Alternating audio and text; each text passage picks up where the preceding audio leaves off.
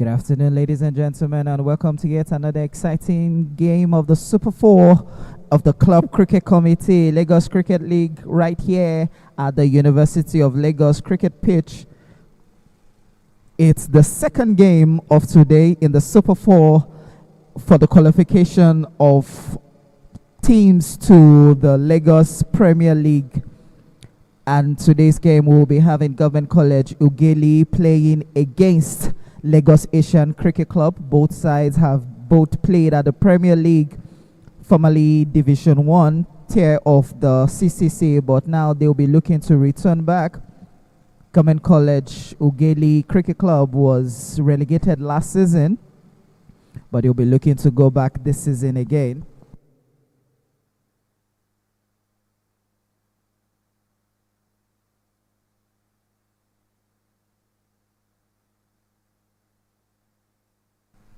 And quickly, the two umpires you can have on your screen there are both Wale Adekoya and Rickson Tete. They're both having to measure and ensure that everything goes according to plan. But quickly, let's have the first 11 of the Lagos Asian Cricket Club. We have Matthias in there with Mahesh Sharma, Mark Exra, Debudas Das, Femi Odiebo Khan, Arun Kumar, Jay Gosaka, Afroz Alam is the captain, Shahim Nakil and Rohit Bashit. That's the first 11 of the Lagos Asian Cricket Club. And for Government College UGHELI, there you have David Babalola, Ramon Adelako, Emmanuel, God's Favor Okoro, Pius Favor, Dan Akobore, Patrick Uche, Abdul Rashid Abolari, Adetoroye Gideon, Edudwe Jerry, and Elijah Saturday. Those are the playing 11 of both sides for today's game. And it's sure going to be an exciting and intriguing one because both teams will be looking to register their first win in this Super 4 campaign if they are going to in any way have a chance to qualify to the Premier League. They know very well that if they get that win, it takes them one step closer, as the last leg of the Super 4 will be played next week Sunday, which is the 1st of March 2026, right here at the University of Lagos Cricket Oval. But it's another time to discuss. But what we're discussing today and what we're about to see, it's the battle of the Asians versus the Nigerians. It's GCU against LACC. My name is Abayome Ayonusi. I'll be joined later on by Ajida Bashew, who is currently in the building for today's proceedings.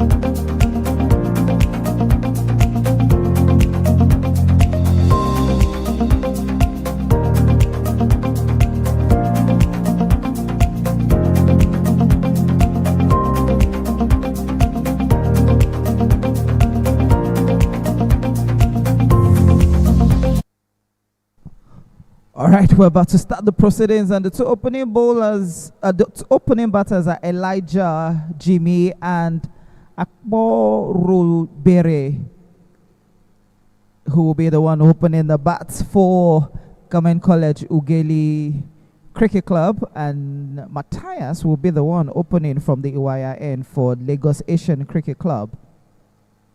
First ball is a dot ball.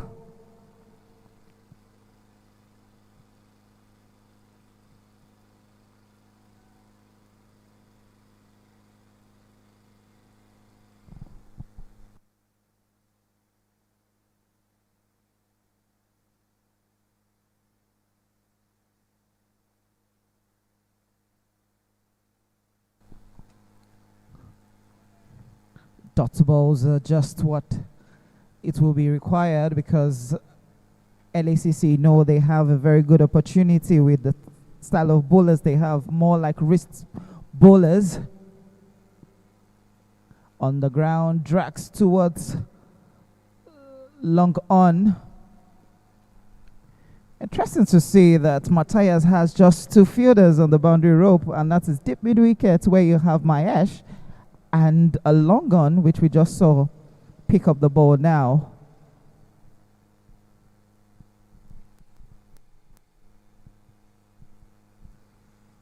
Elijah will be facing the first ball, putting on jersey number 7.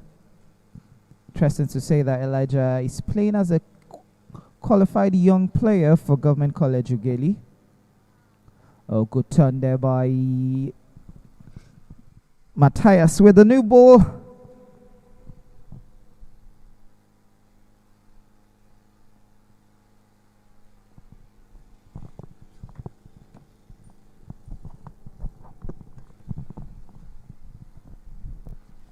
A bit windy right here at the University of Lagos Cricket Oval.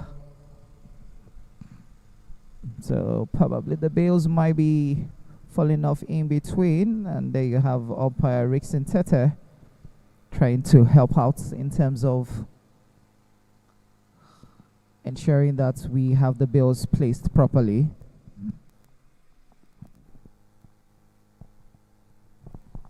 And I think we're good to go. 2 balls left in this over, which is the first over of this game.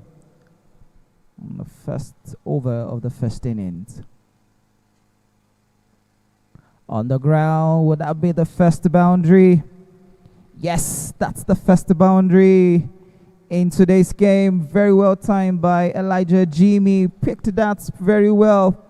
He waited for that ball. He knew that was going to go outside the leg stump. Just look at it. He timed that, hitting that powerfully. Covers couldn't do anything to that. And what a way to get off the mark with that 4 runs.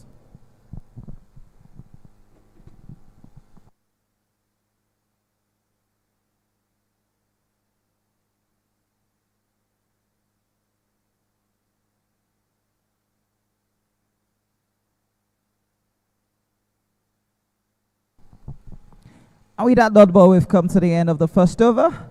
It's just 5 runs on the board. It's Lagos Asian Cricket Club versus Government College UGHELI in a spot for qualification to the Premier League of the Club Cricket Committee.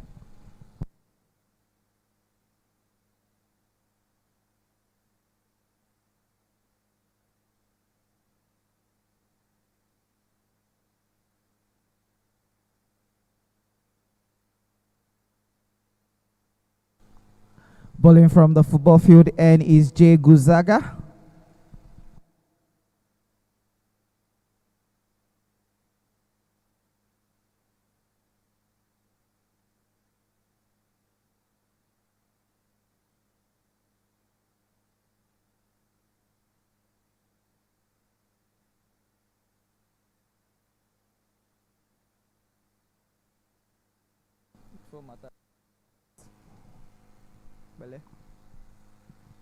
Jay will be bowling from the football field end.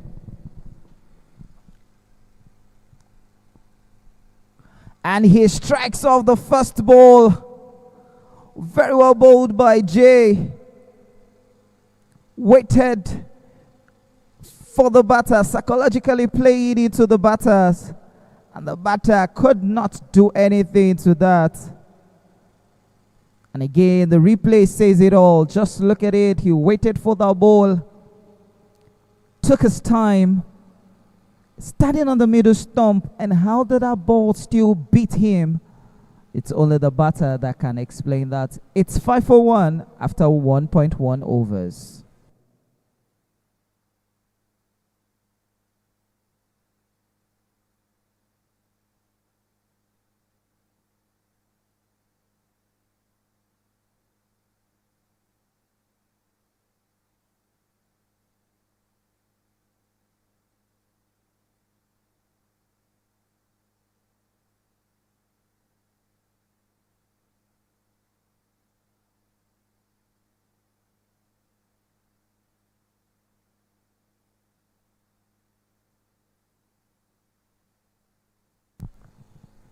The new man is Pius, putting on jersey number 100. Can he get off the mark? Or would he lose his wicket to Jay, who struck off the first ball of his first over? That was drifting down the leg side.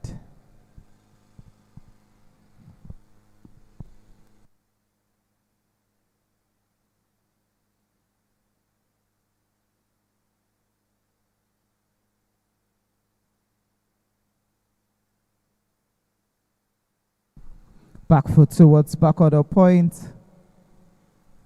They'll just take a single for that.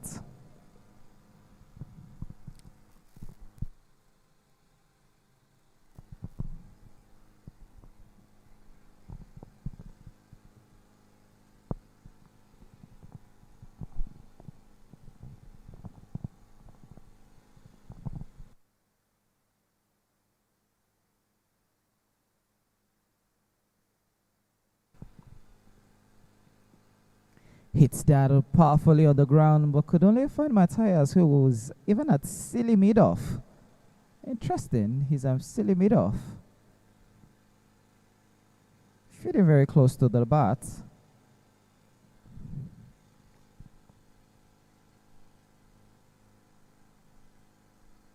Oh, good ball in there by Jay Guzaka, using the seam of the ball.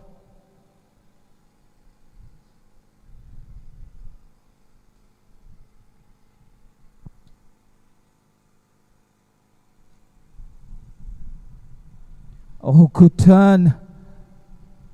Pulling it perfectly. Very well bowled there by Jay Gonzaga.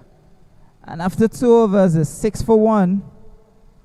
And again, that was the wicket that Gay got off the first ball of his first over, which coincidentally was the first ball of the second over.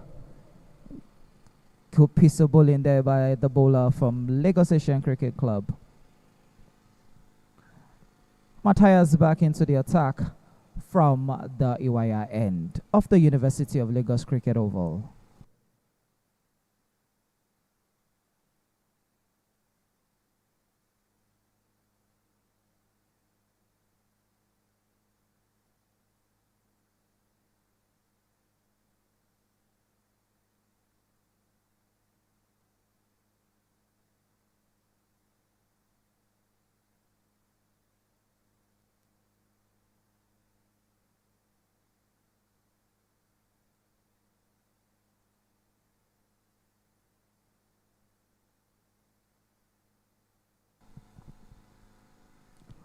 Full toss straight on the ground, but deep mid wicket is in there to cut that out for just a single. Good piece of fielding there by Mahesh, putting on jersey number 54. Fielding deep within deep mid wicket. Appeal for LBW, not given by umpire Wale Adekoya. That was definitely drifting down the leg side.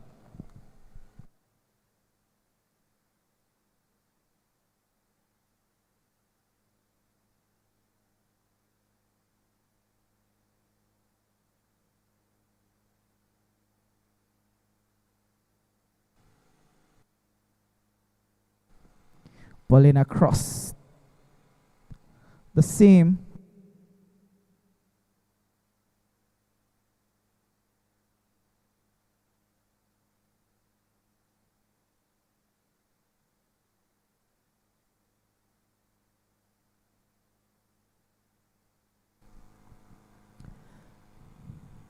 Dot balls gathering up. Trying to see if they can keep them less than 100. That was something LSCC will be grateful or happy about. Appeal for LBW, and it's finally given. The finger goes up. He was 100% sure, so also was the umpire, who first took his time to be sure whether there was actually an LBW with that or not.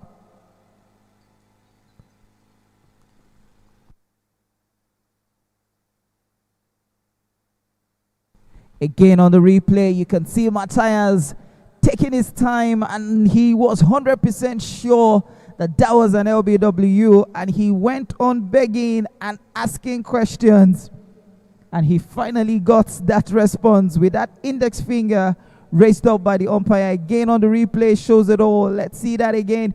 Just look at it. The batter triggered in into the ball. It was looking as if it was going towards the leg side, but even if we had DRS for this, it would have been impact in line, wickets in line. But that was a good piece of bowling there by Matthias to put GCI under pressure, as they are now 2 wickets down for just 2.5 overs with 7 runs on the board.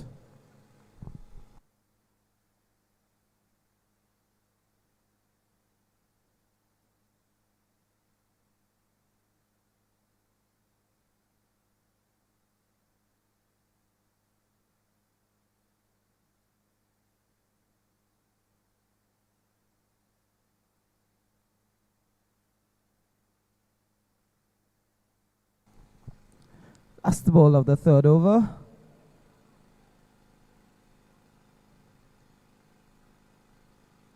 Durotoye is the new man in, who faced the last ball of the third over. Again, if we can see that on the replay, that wicket was so precious to Matthias.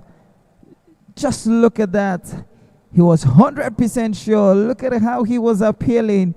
He knew very well that that ball trapped the batter right in front there, and he was just appealing to the umpire. Please do raise that index finger. And umpire Wale Adekoya did not hesitate to do that. It's 3 overs gone. It's 7 for 2. Jay Guzaka will be bowling the 4th over from the football field end.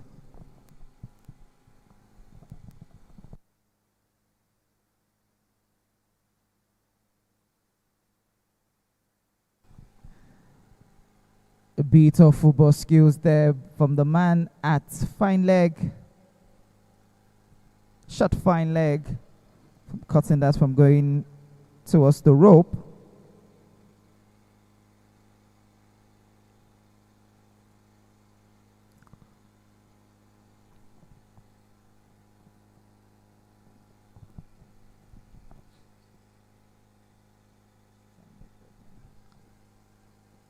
Straight bowling. That should have been held. Jay should have held on to that ball, but rather allowed the batters to go for a single.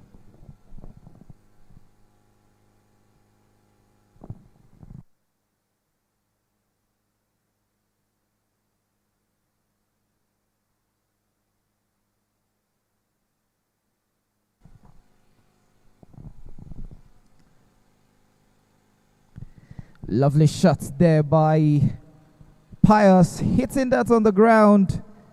No fielder could move towards that ball. Let's see that again. Waited for it. Back foot shots. You could see the expression of both Jay and Afros, the wicketkeeper. The moment that ball he left the bat, they knew very well that that was racing to the boundary for 4. What a lovely back foot shot there by Pius. Puts it on jersey number 100. Now a bit of field change. Deep extra covers in and long on are the 2. Oh, there's a bit a change now. Now they have extra covers and long on in, as the boundary fielders. Now long on comes into play, where you have Mark Extra.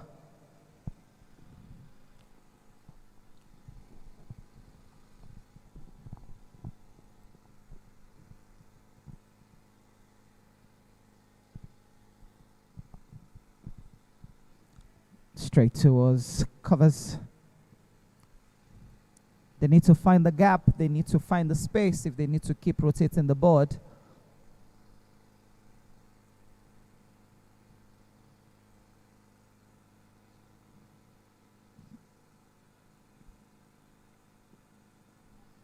Now towards mid-off. Just a single taking off that.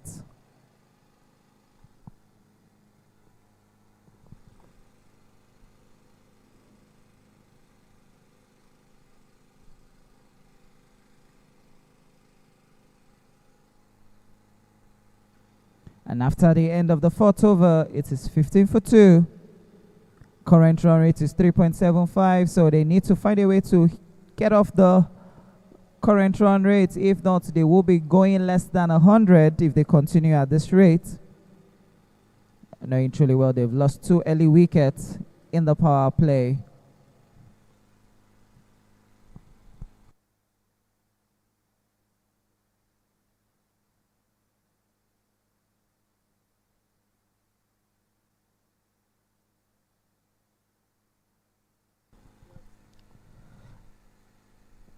Straight on the ground, very well struck, but long on.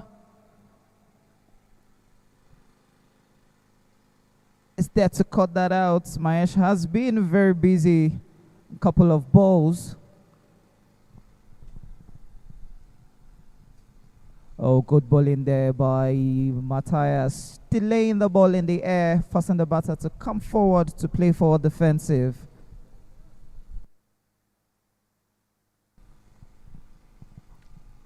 Now this time he goes big, but can only find Mahesh, who has been very busy today. He's been extremely busy.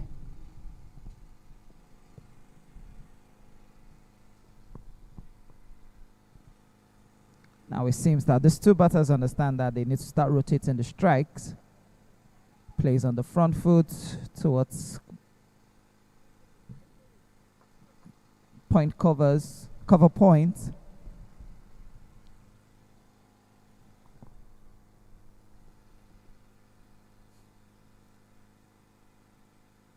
Oh, good bowling by Matthias.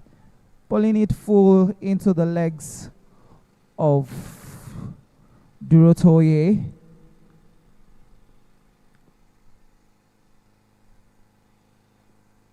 With just one ball left to end this over.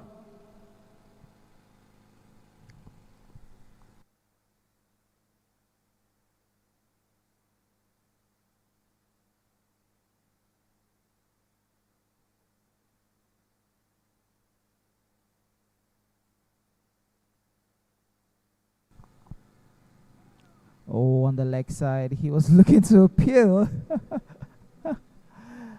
But he knew that was on the leg side.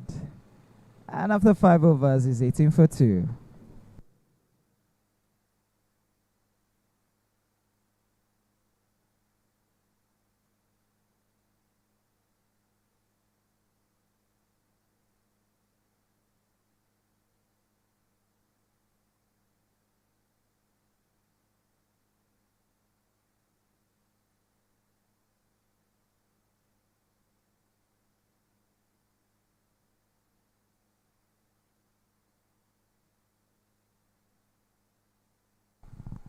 Jay Gozaga will be bowling the last over in the power play.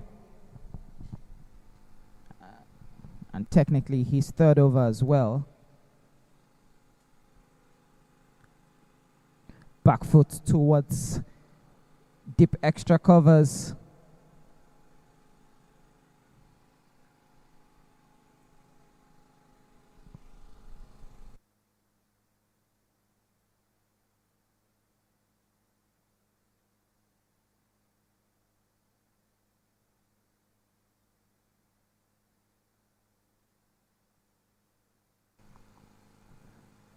Slower delivery there by Jay.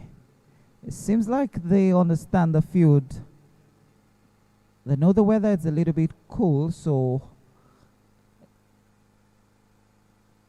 pushed towards point. Just like I was saying earlier, they know the weather is a little bit cool and the pitch is holding back. So what I think the LACC bowlers are doing is trying to cut off the pace of the ball and ensure that the batters play with much of their legs and their hands rather than give them that free loosed balls for them to be able to strike hard.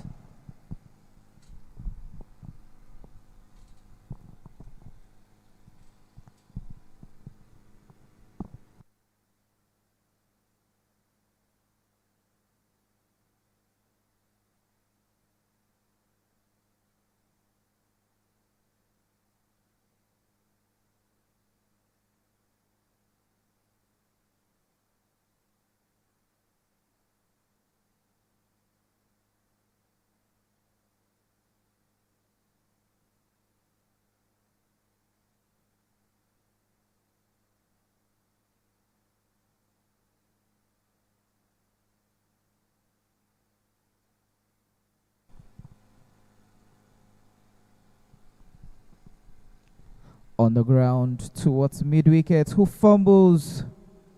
And they come back for the second. Comfortable too by the two batters.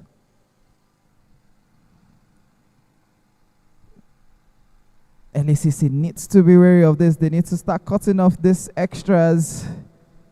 They need to start putting their body behind the balls if they are in any way going to get those runs cut off.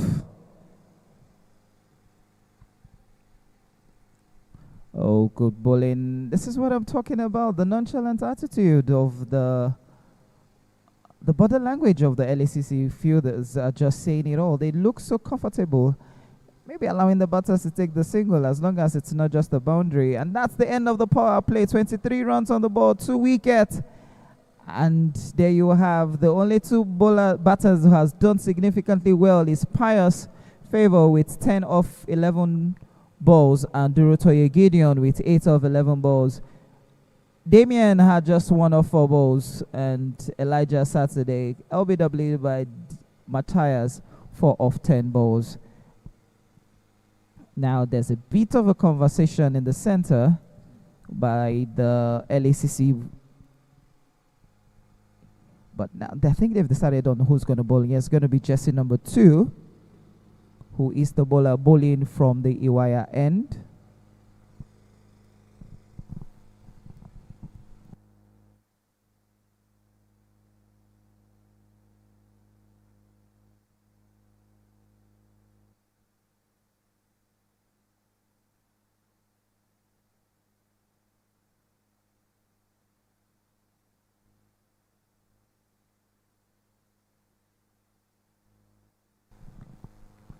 Siwa Nikai, he's the new bowler from the Iwaya end of the University of Lagos Cricket Oval.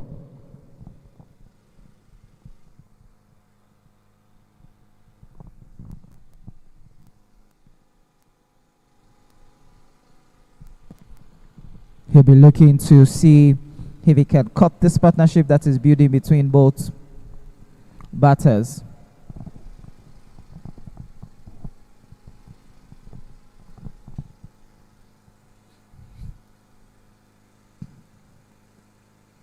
On the ground, good piece of fielding there by Matthias. Staying down to cut that off. He knows he doesn't have much protection in the deep behind him. So he knew he had to put his body behind that ball.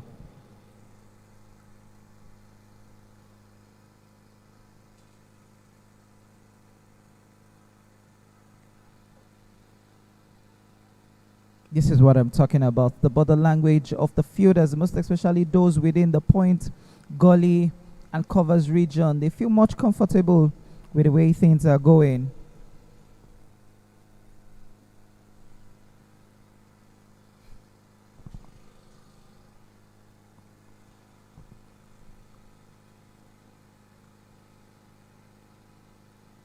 Three balls left to be bowled. LACC are probably deploying medium pace and slow bowlers for GCU batters.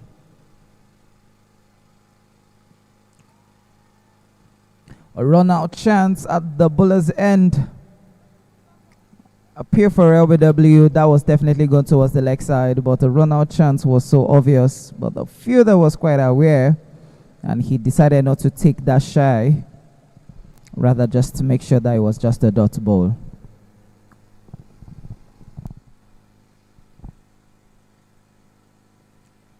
Opens the full face of the bat. That should race to the boundary.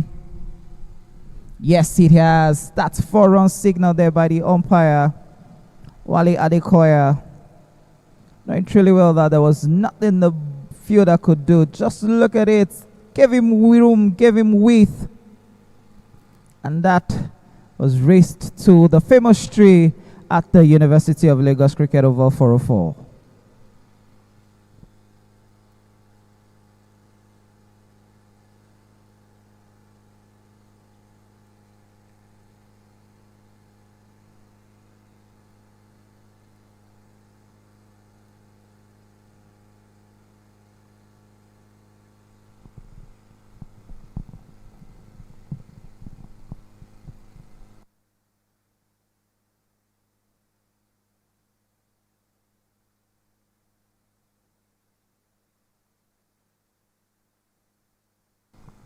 On the ground towards long on. Can they come back for the second? One is just a call. And there you have on the screen, Mark Exra was the fielder.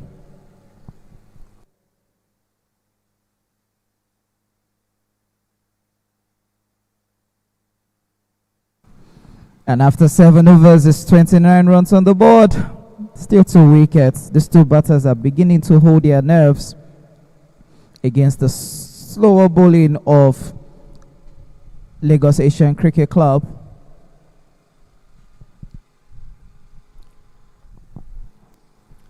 Jersey number 16 will be bowling from the football field end for the Lagos Asian Cricket Club. Would it be a medium pace bowler or a pace bowler? They know very well they need to cut off those quick balls and force these two batters to run with their foot.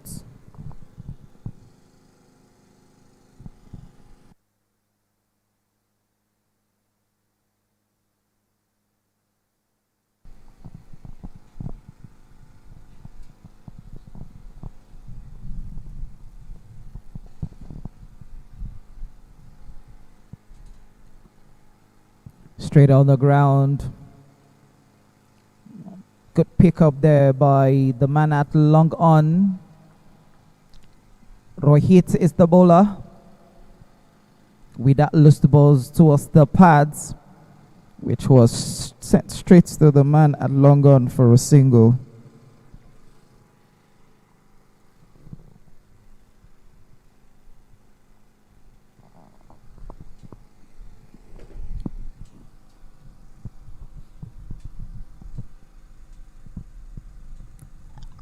Flicked towards square leg. One is the call. One is what he gets.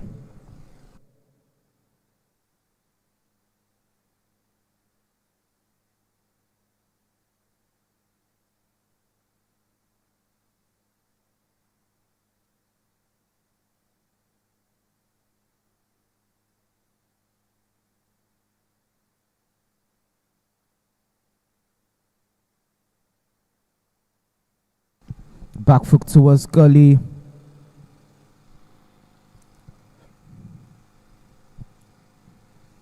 Mahesh still in business for LACC.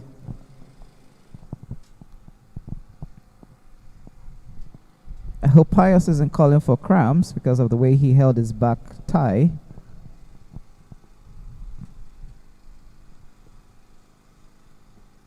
Straight on the ground. Cut off again. They're forcing this man to play with their legs. Pius knows that once he leaves this field, he's going to be known as retired hot.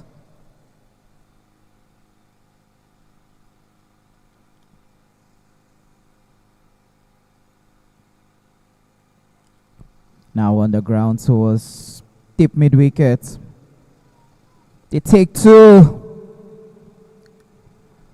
Unnecessary from the fielder. Took his time before he picked that ball in the deep. And they were quite aware of the way he picked the ball, and they took two comfortably.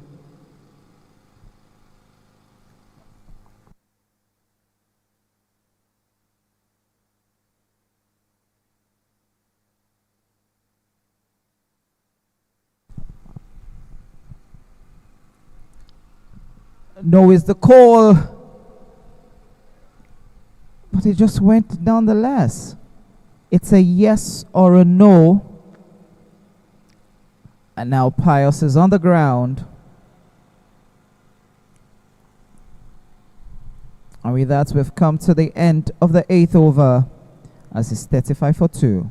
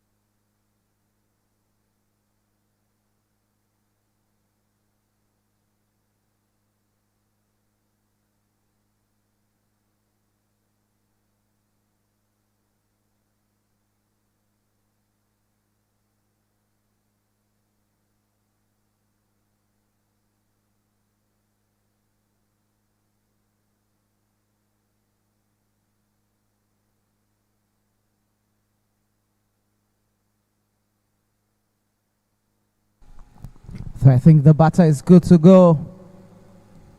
He's back on his feet. And it seems he's going to have to continue, knowing really well that once he loses his wicket, he's going to definitely,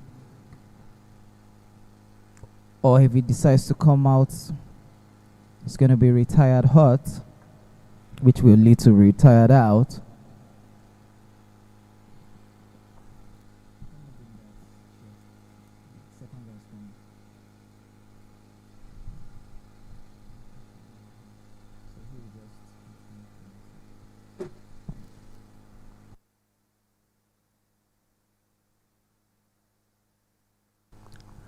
Mahesh is the new bowler from the Iwaya end.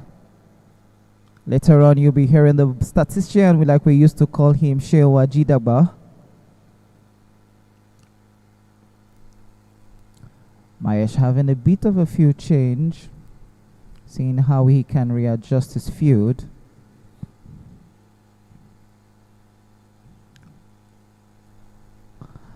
His boundary riders are long on, long off, deep mid wicket, and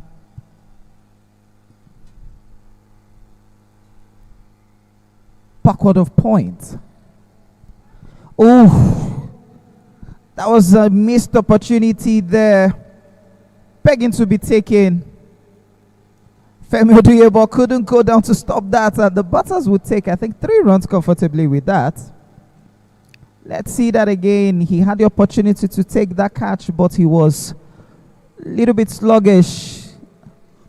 Just clapped his hands up rather than take that catch.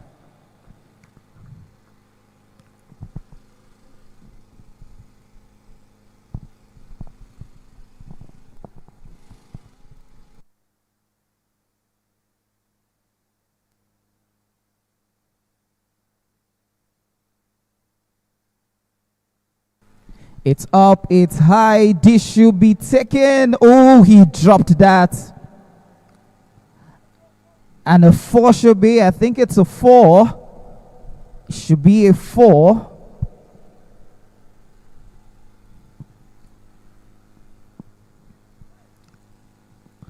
It's definitely a 4 runs. Umpire's changing his signal. Changing his signal to 4 runs.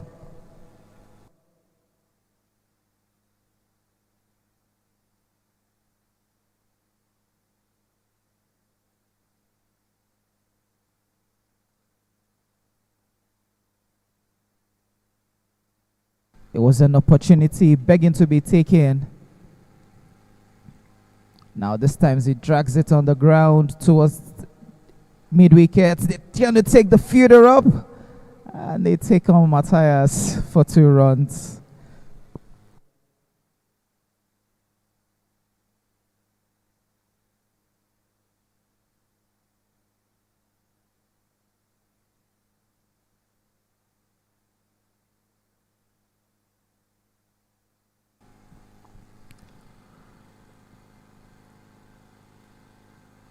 Three balls left to be bowled. It's just 44 runs on the board. They're trying as much as possible to cut off the extras and cut off the boundaries, forcing the batters to play with their legs.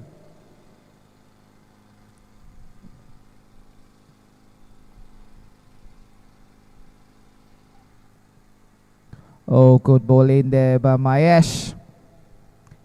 Bowling it a bit slower.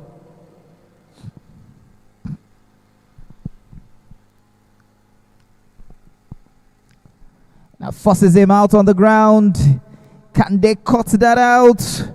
No, he goes to the boundary for 4. Good ball there by Pious Favor. Again on the replay, you can see that he waited for the ball, timed it perfectly, and that was just chased by 3 fielders who had nothing to do with that. Just 1 ball left to end the 9th over.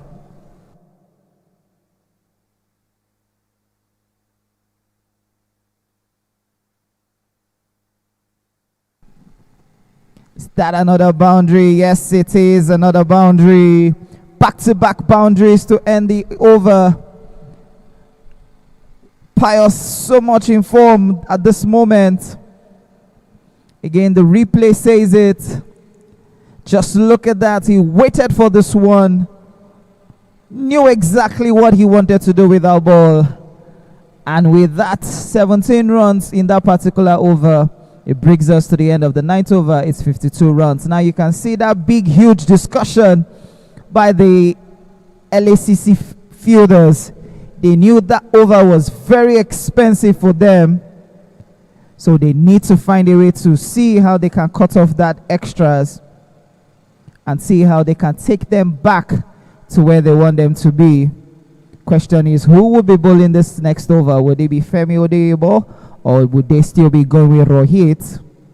I think they are still going back with Rohit on this 10th over of the game.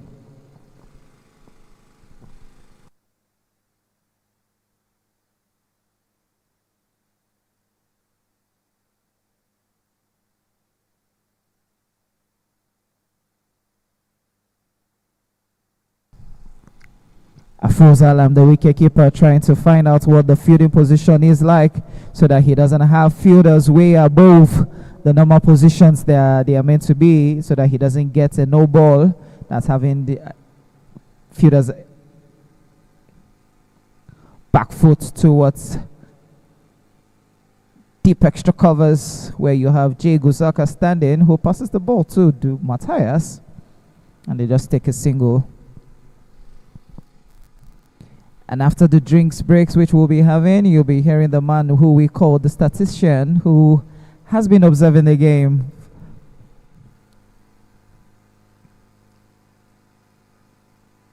Towards square leg.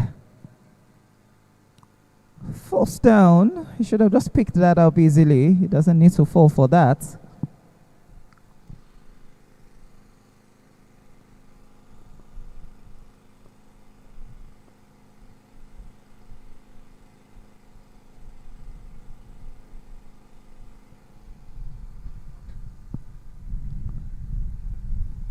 This time on the ground.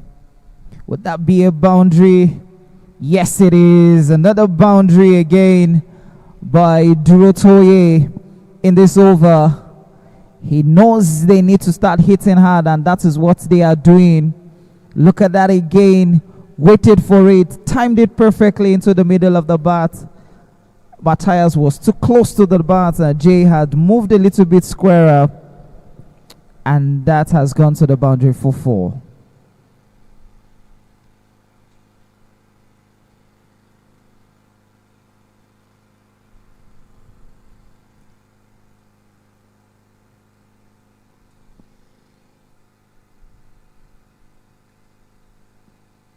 Good comeback there by Rohit. Bowling it this time wicket to wicket.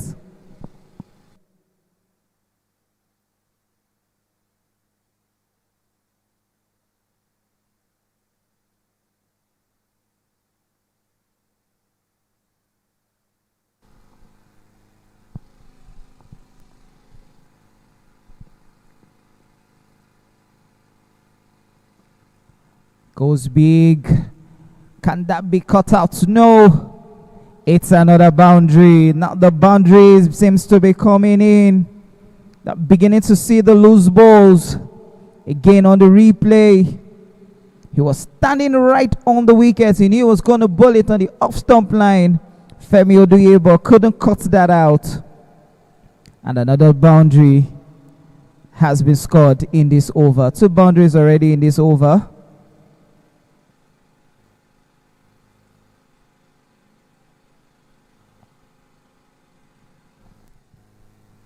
With just the last ball to be bowled.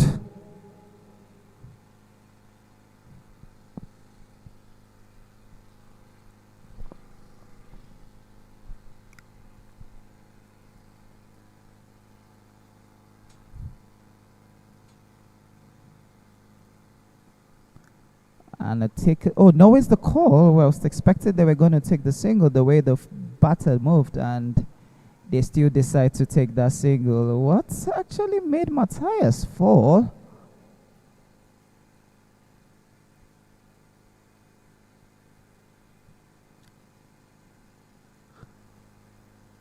And with that, we've come to the end of the 10th over, and I think it's going to be drinks breaks.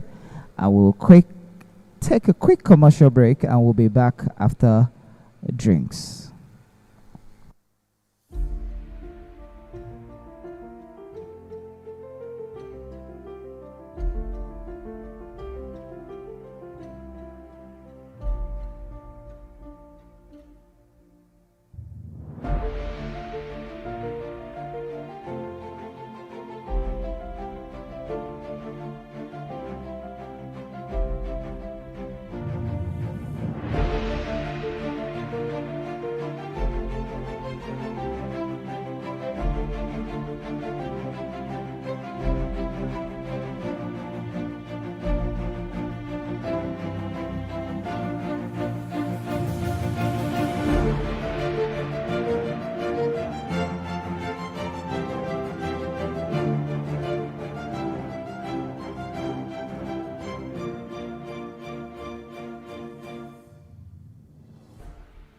At TechPoint Global Solutions, we deliver enterprise-grade connectivity across Nigeria.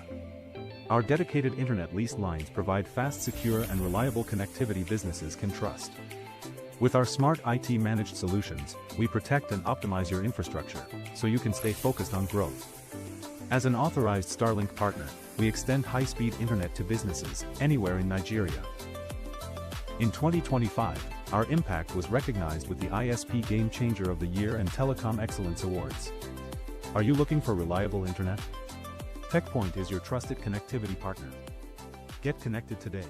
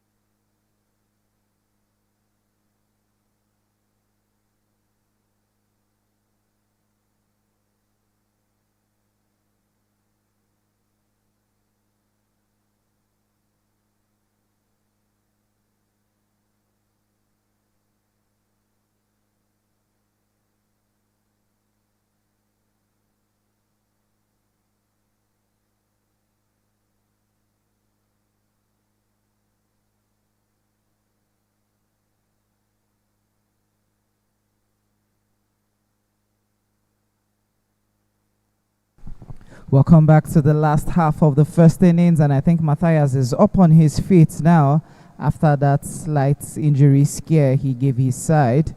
And there you have it on the score. Interesting to see that the Lagos Asian Cricket Club has not bowled a single extra in this game and has bowled 10 overs.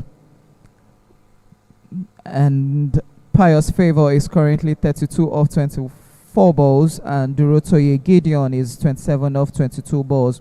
Both have a strike rate of above 100, so they'll be looking to continue this partnership if their team is in any way going to score anything above 120 or 130, but they know very well that they need to do it well. And still bowling from the Iwaya end will still be Sidip Fidai. He will be the one still bowling, putting on jersey number 2. And joining me now in the commentary box is one man who we call him the statistician, and the man who understands every player's analysis and statistics. No other person than the voice you used to hear at the University of Lagos radio station, UGHELI FM, in person of Sheon Ajidagba. Sheon, good afternoon. Yeah, good afternoon, Abayomi. Super excited to be here at the UGHELI Cricket Oval venue for the Super 4 to determine the top 2 teams that would gain promotion to the Premier Division and rub shoulders with the boys who played at the Tafawa Balewa Cricket Oval. Talking about Tafawa Balewa Cricket Oval, we also make you understand what's going on there. While this is the last game for the month of February, it's also safe to say it's the last game in the Premier Division, and we would get to know the top 6 teams that will be jostling for that big title, and then we'll also know the 2 teams that will be coming to the Division 1. And so, ladies and gentlemen, this makes for a very, very interesting game. Last weekend, rain washed out the games, and we could not have any game go ahead as planned, which meant that all 4 teams had to share the point, from Lagos Cricket Club to Thunderbolt to Lagos Asians Cricket Club, Government College, UGHELI, all had to share points. But today the game is going on as planned, and so from the Iwa end, what a beautiful piece of bowling from Shyam Naik.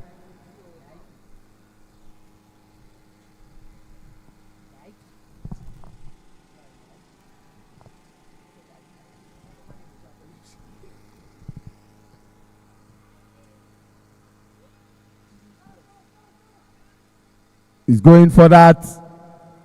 The ball tries to dribble him. They want to go for 2. And they are trying to do everything humanly possible to continue to add the runs on the board. We are into the second half of the first innings after that drinks break. 66 runs for loss of 2 wickets after 10.2 overs. Piles favor batting and draw to it. Oh my word. The ball kicked.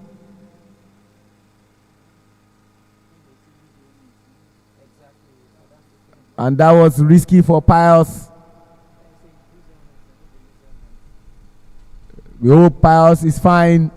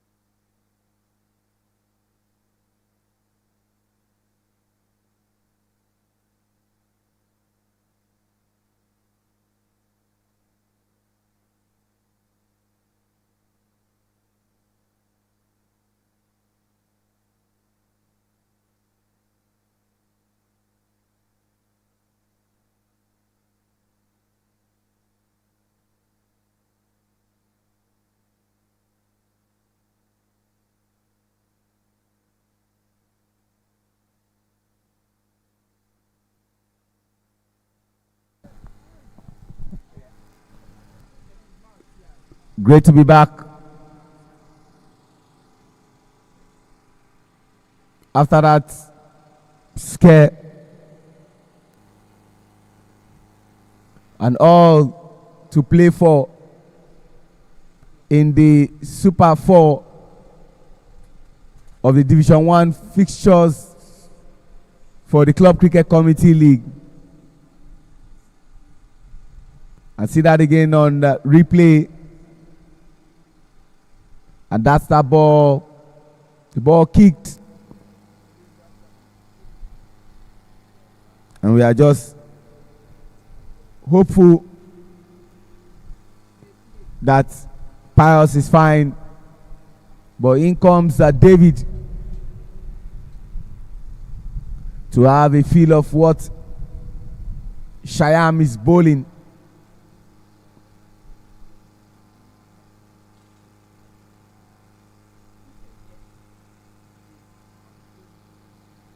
Always very imperative to use all the recommended equipment by International Cricket Council. Run a chance, no one there, and one becomes two.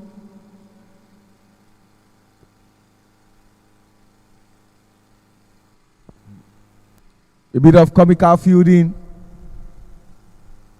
from Lagos Asians Cricket Club, who used to be a dominant force in the top division many years ago.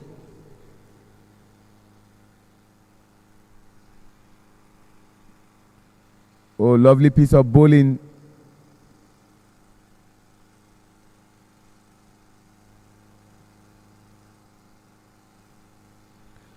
Congratulations to Lagos Cricket Club.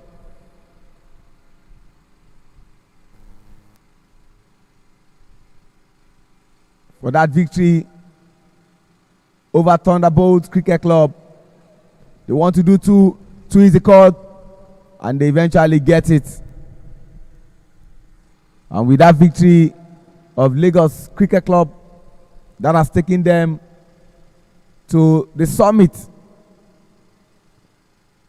They have 3 points from 2 games.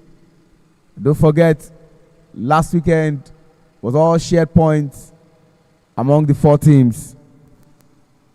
And after the end of the 11th over, 70 runs for loss of 2 wickets. Durotoye Gideon, 27 runs from 22 balls. And David, who just got in, has 2 runs from 3 balls he has faced. And with the way they are going with their current run rate, it's 6.36. The projected score will be 127. Is it defendable? Yes. Is it doable? Yes. And so we wait to see what happens in the second innings. It promises to be very, very interesting for the game we have on our hands. Once we are done with the Super 4, our eyes, mind, heart will be fixated on the Super 6. That's the top 6 teams in the Premier Division. From where I stand, it's almost certain that Rocks of Abeokuta and Super Eagles Cricket Club will be back in Division 1. And that means they are relegated.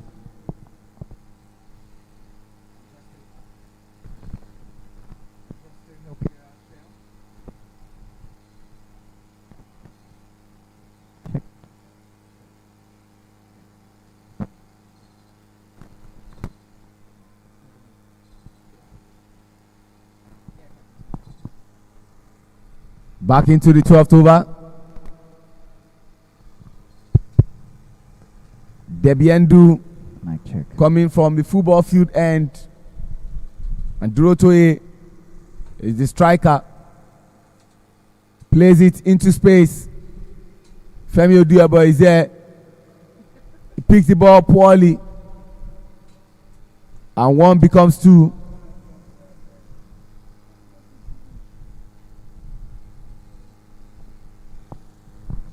Just to chill.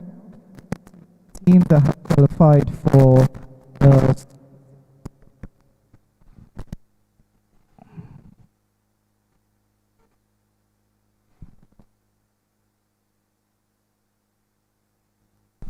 just like as I was about to say, Cheryl, the teams that have qualified for the Super 6 in the Premier Division are Federal Government College Warri Old Boys Cricket Association, Government College Ibadan Old Boys Cricket Club, Rising Star, the defending champion, also there, the Island Titans Cricket Club and Ibejuleke Cricket Club 1 are also there, and not to forget the oldest team in Lagos and in Nigeria, Foundation Cricket Club. Back to the game with 2 balls left to bowl in this 12th over. Debados Das is the bowler who's bowling from the football field end. He's making sure that he's trying as much as possible to get dot balls. But before that, he had a ball dispatched to the boundary by Duro Toye.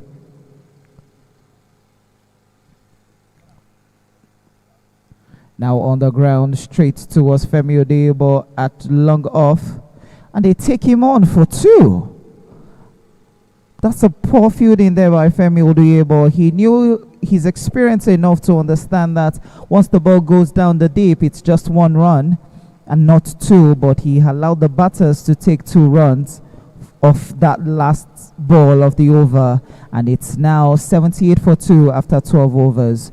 We're still in the first innings with the current run rate at 6.50, and Duro Toye is 35 of 28 balls.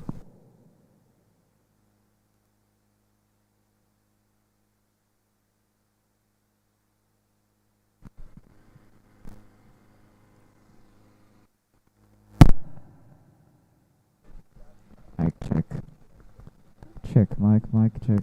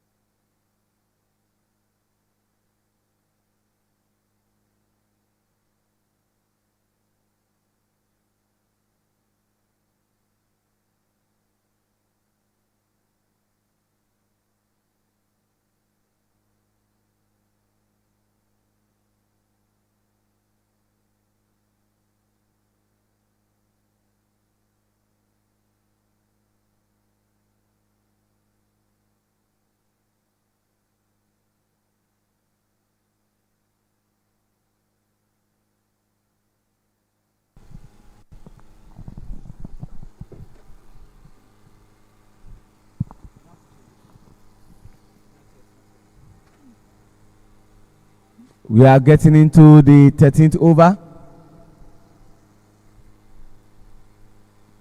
And with the way Government College UGHELI Cricket Club are batting, they are batting with so much intent, and they have increased the current run rate to 6.73. And if it continues like this, the projected score will then be 135. They are currently 83 runs for loss of 2 wickets. Dorothea Gideon batting and David assisting. The 2 umpires for today: umpire Wale Adekoya,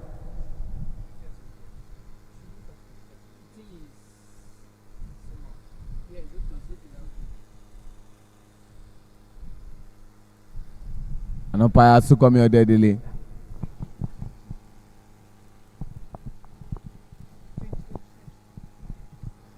Poor ball in there to send the ball for 4. With so much great intent. The 2 umpires for today, apologies, umpire Wale Adekoya and umpire Rickson Tete. The runs continue to increase in an upward trajectory.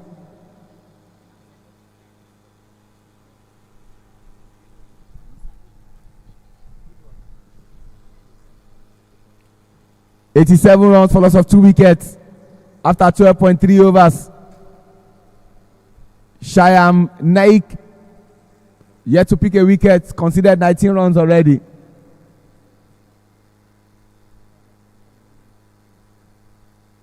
Good stop there by the wicket keeper. 2 more good balls to be bowled, and we'll have come to the end of the 13th over. Second game for today. And the penultimate game before everything comes to an end next week, Sunday. And so next week looks like a blockbuster fixture everyone is watching out for.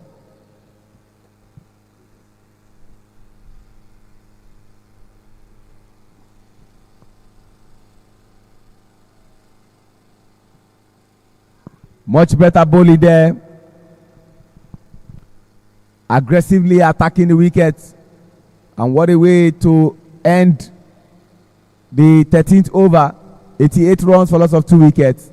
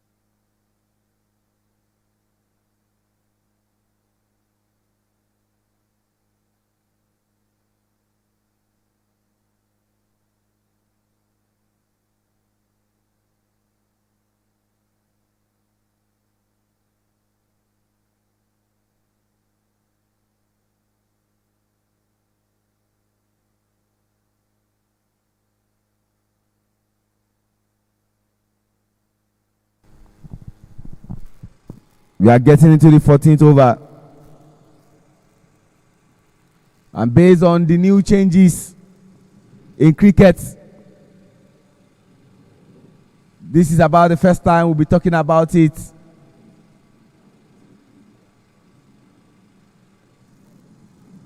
Before, we always know the first over to the 6th over to be power play. But that rule has been changed now. They call it launch. And I'm sure you understand that word launch. It means bring out all your armories and do damage. Then from 7th over to the 14th over, which is going to be this last over, the rule has changed now. They call it consolidate. And when you talk about consolidation, it means you have to leverage on what you have done when you were launching. And the next 2 overs we'll be getting into, which is 15 to 17.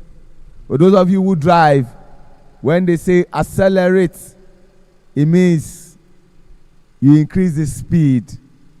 And so after this over, which is the consolidation over, the players of GCU are expected to put their foot on that acceleration and then move like the speed of light.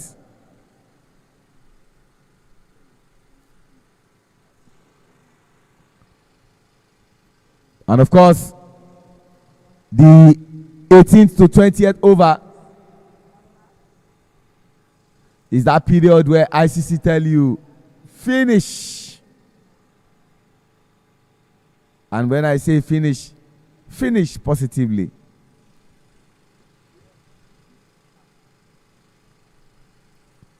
David Babalola and Dorotoye Gideon are the ones in the batting crease.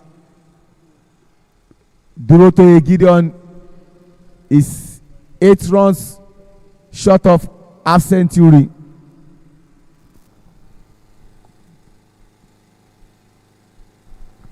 Eight runs short of a half century as it's 92 for 2 in 14 overs. And they need to find a way to cut off all those runs. They have just 6 overs left to be bowled. And at the current run rate is 6.57. They were doing very well in the power play. That's the LACC bowlers, but all of a sudden they lost the pendulum and made it shift towards the Government College UGHELI batters, who did extremely well to ensure that from the low total they pushed it up very well to push them around the 90 mark before the 15th over, which they have still 2 wickets at hand. 8 wickets at hand, and so just lost 2 wickets. Pushed towards points. Jay couldn't stop that. They take the first one fast and they're going for the second. Good running in between the wickets by the 2 batters, ensuring that he gets this done and probably gets over 150 up on the board. Absolutely, and nicely captured there. My brother and my colleague about me, you are getting into that space where you are expected to accelerate. Appeal by Shyham, appeal turned deaf ears as far as Wale Adekoya is concerned. This is the period where they expect David and Dorotoye, 2 Ds, to accelerate before they eventually finish. They've only lost 2 wickets, 94 for 2 after 14.2 overs. Current run rate is 6.56 and the projected score is 131. Plays it up, but safe. Just 1 run. And then they get to 95.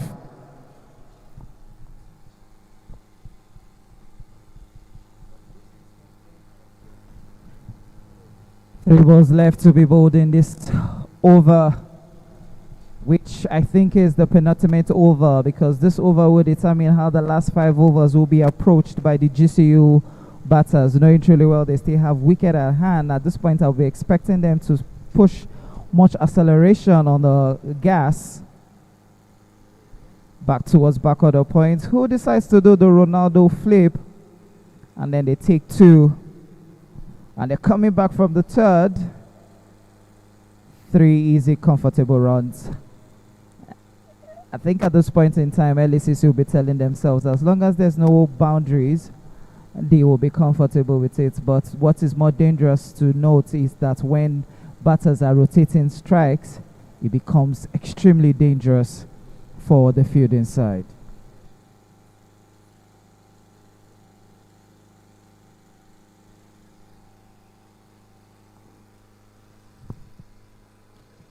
Slash the ball. A stop. And just 1 run is made.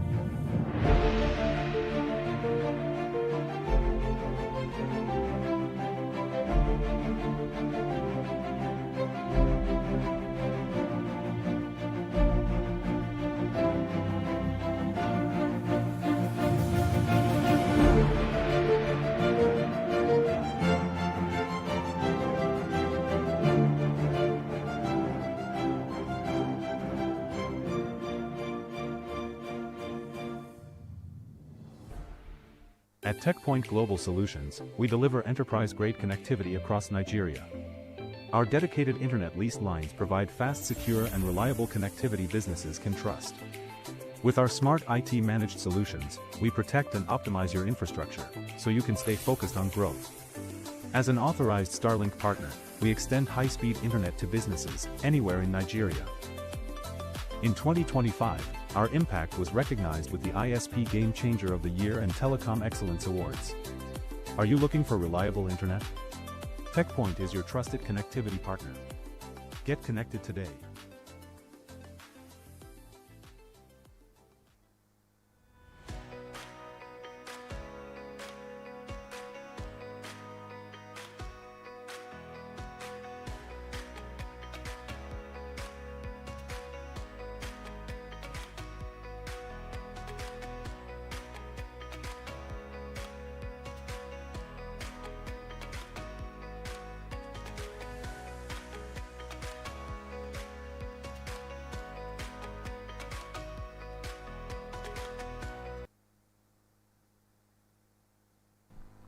And I think Matthias is back on his feet, so we can get on with the game. With just the last ball of the 15th over to be bowled. And just good use of the wrist towards the B, where you have long on coming to play. And with that, we've come to the end of the 15th over. It's now 100 run under the board, with 15 overs gone, 2 wickets taken. About me, it must be said that 10 runs per over in the next 5 overs will take them to 150, and we've explained the new rules in cricket that the first over to the 6th over, which usually was known as power play, has been changed to launch, and of course the 7th over to the 14th over is the period where you have to consolidate, and the 15th over to the 17th over, again you have to accelerate, and when it gets to the 18th to 20th over, you just have to finish. And that's what the teammates will be expecting that this duo will do for them. David Babalola and Durotoye Gideon. Durotoye Gideon is just 4 runs short of half century.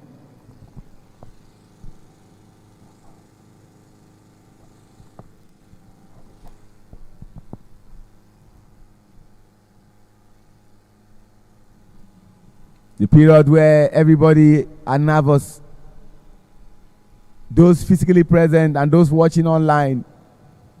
This is one moment that hurts, especially when you don't cross that Rubicon to score an half century, where you have to just raise your bat in appreciation. 2 wonderful balls bowled by Debiendu coming from the football field end. Durotoye Gideon in search of that, and the standing umpire is umpire Rixin Tete, the one we simply call Ganjerian, and the boy who got the help.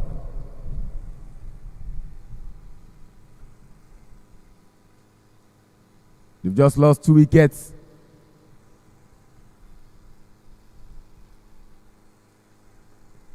Slices the ball. Just 1, except there is a poor fielding, which there isn't. And 3 more short of half century for Durotoye Gideon. We are itching to see that blockbuster fixture. The final game, it will be Government College UGHELI versus Lagos Cricket Club. But then Government College UGHELI needs to finish with this first. before thinking about that. Like they say, one game at a time. Big shout out to our umpires. Big shout out to our sponsors. Sterling Bank, your one customer bank, the Sterling Jet, Tata International, Tech Global Solutions Limited, Nestle, makers of Milo, the Lagos State Cricket Stakeholders, Pet Foundation, Sego Family Foundation, Nigerian Cricket Federation, Lagos State Cricket Association. We are deeply appreciative. Stretches and misses. You have to say good over from Arun, coming from the football field end, but then went down the leg side, a region he was not supposed to be, and just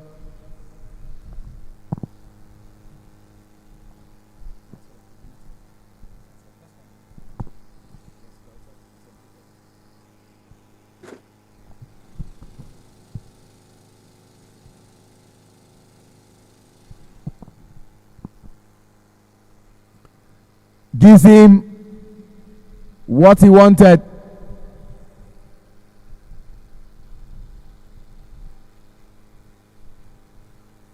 And just one run.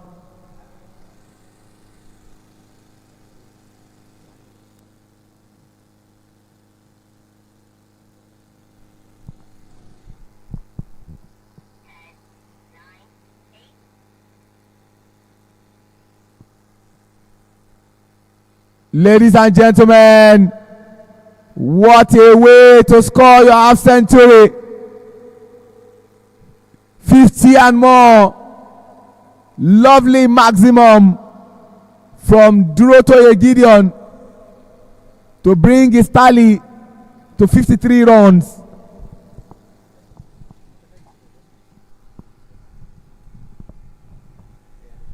See that again on replay. Perfect way to end that 16th over. And when you look at it, he scored a 50 off that last ball to bring his tally to 53 runs, ladies and gentlemen. Congratulations, Durotoye. Haven't gotten to this level, which is consolidation level.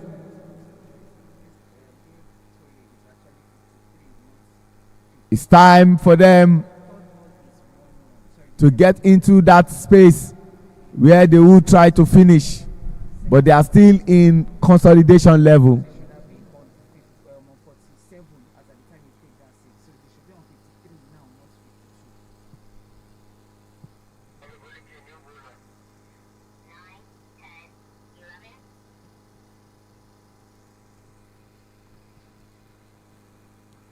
We are getting into the last over of consolidation.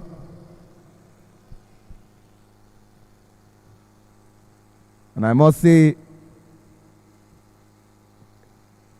that what has been happening in India and Sri Lanka have been nothing but drama all the way.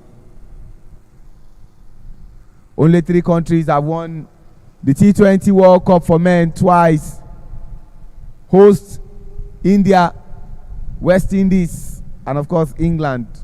While the likes of Pakistan, Sri Lanka, the co-host, and Australia have won it once.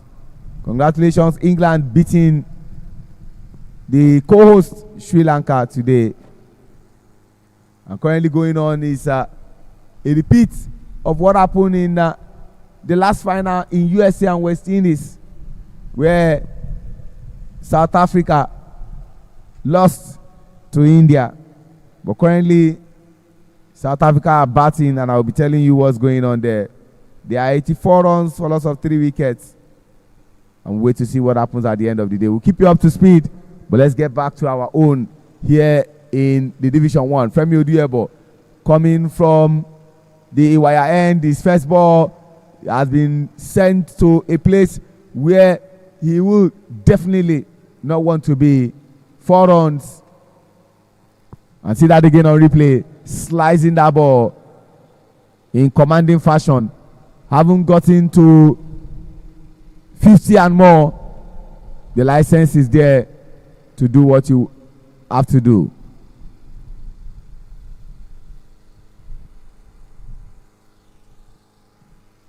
Much better bowling there, and he took his eyes off the ball.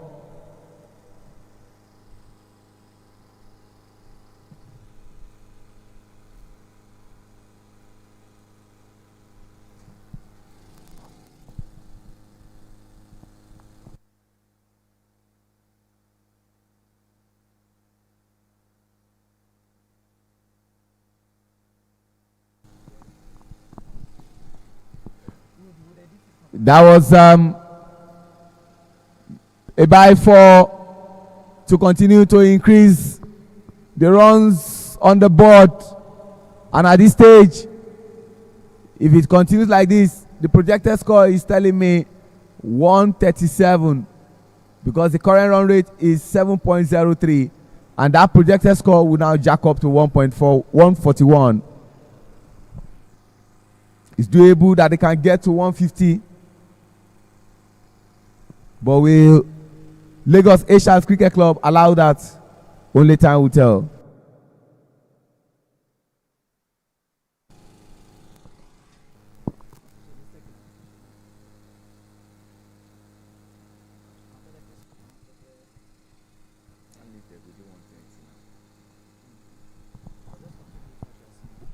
Expensive over from Femi Oduyebo. Back to back boundaries now, and the runs continue to jack up. Certainly not where LACC want to be, but that is where Government College UGHELI has placed them. See that again on replay, and the body language of the fielders of LACC suggests let this first innings be over, and let's know what we have to chase going into the second innings. David Babalola complimenting the effort of Drew Toye.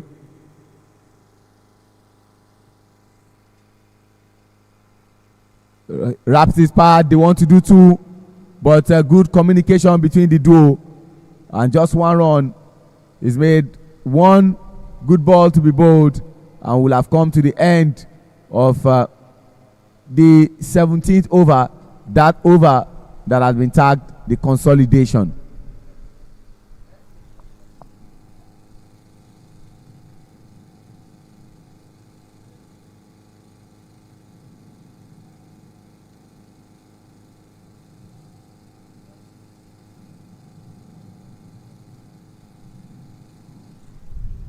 Plays it up, but then the man is safe. He wants to do 2, but that was going to be very risky. And ladies and gentlemen, we have come to the end of the 17th over.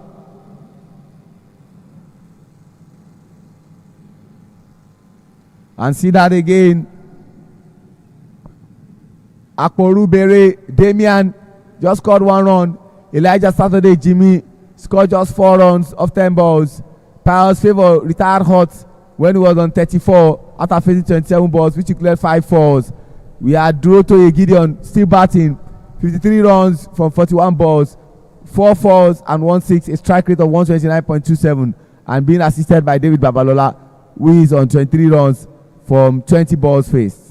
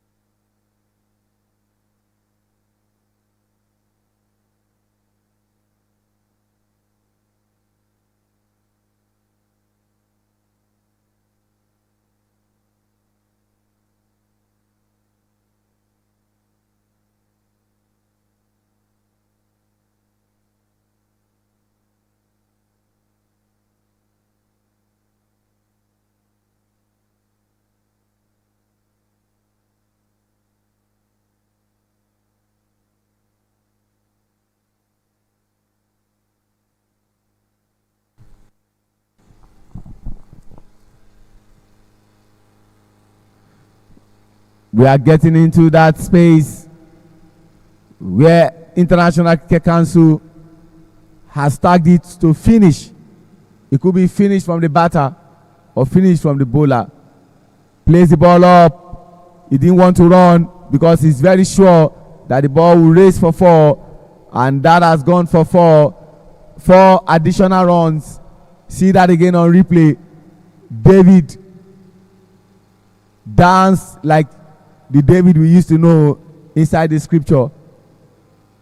He was so confident about what he was doing. The reason he didn't chase down to exchange runs in between the wickets, knowing what he has done. Arun from the football field end again plays it into a space where there is nobody. They will make comfortable 2 runs, but can they go for 3? That's the only issue around that. But again, just 2 is what they want to do, and they add 2 runs to the already 2 runs that they have.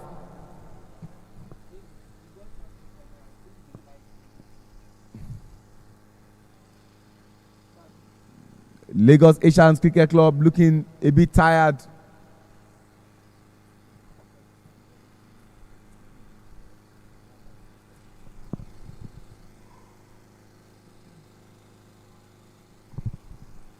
Plays it up, is safe, and just 1.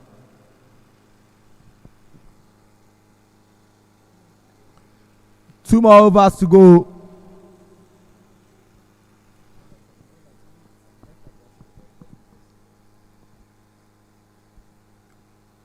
David already on 30. Oh, great shot. And just 1 run. Striking every ball. And at this stage, which is a current run rate of 7.36, the projected score is telling me there will be 3 shots of triple half century. He missed that. That was more of a gift that he missed. And the signal by the umpire, Rixin Tete, shows wide.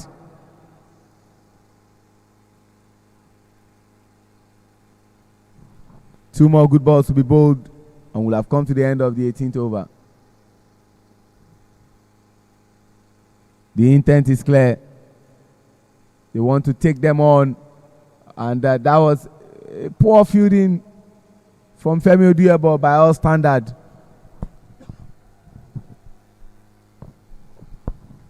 Certainly not what we want to see.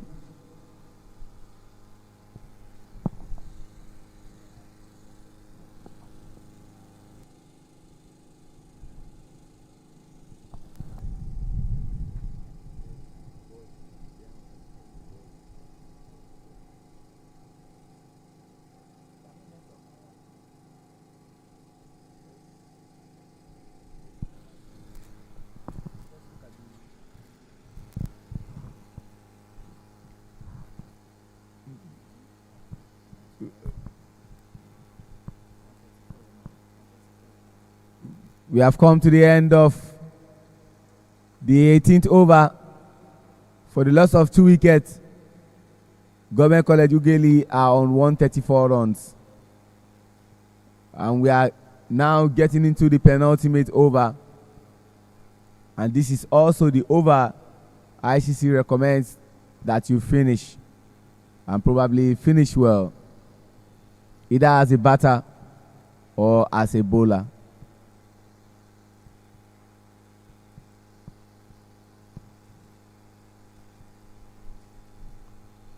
David on 32, Durotoye on 55. Oh, great. Getting the wicket of David.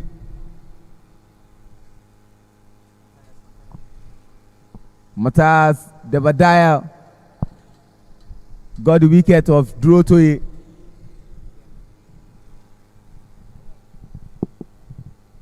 See it again on replay.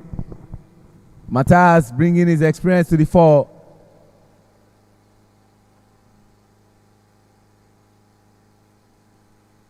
Vastly experienced player as far as the league is concerned.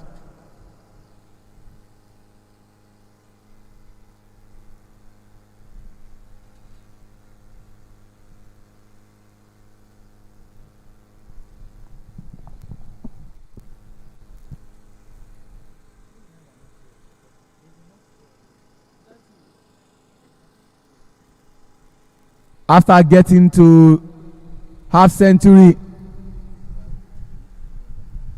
he practically slowed down.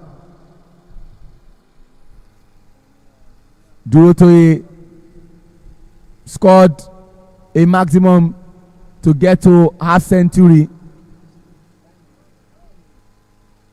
and he only contributed just 2 runs in addition to that run before eventually lost his wicket. In comes Emmanuel.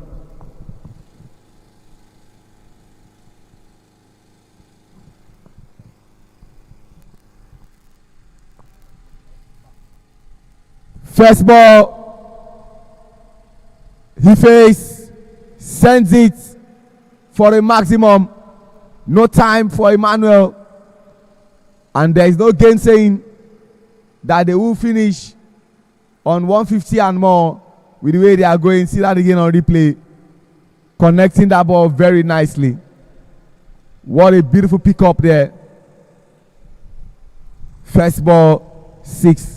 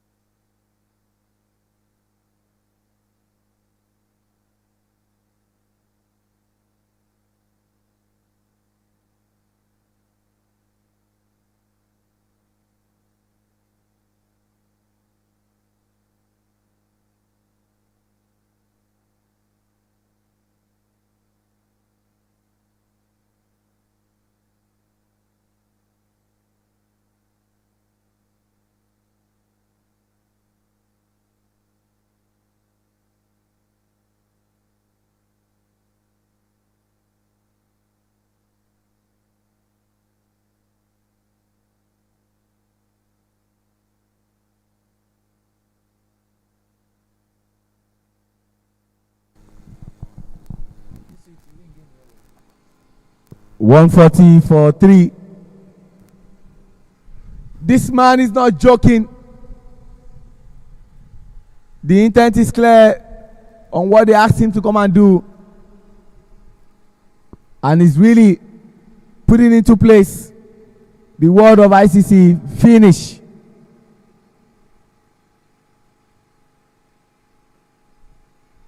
Oh, great stop there. And good comeback from Matthias de Badaya. And we are into the penultimate over. Just one run. And one more good ball to be bowled. And the 19th over would have come to an end.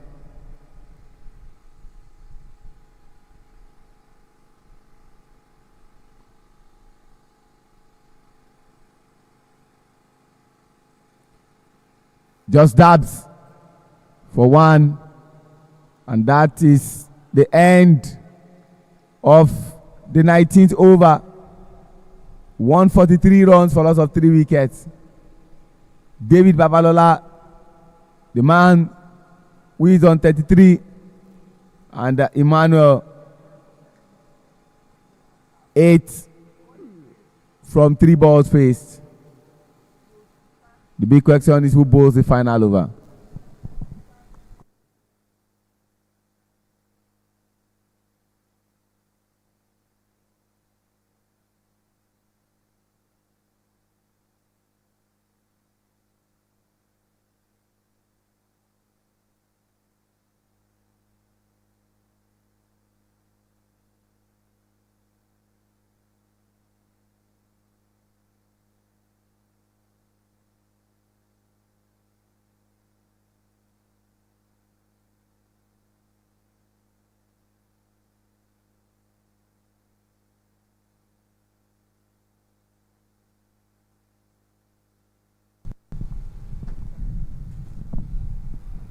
Last over, as regards the first innings.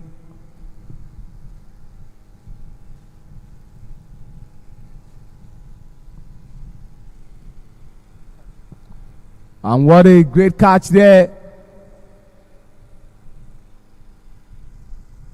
Emmanuel has done little damage.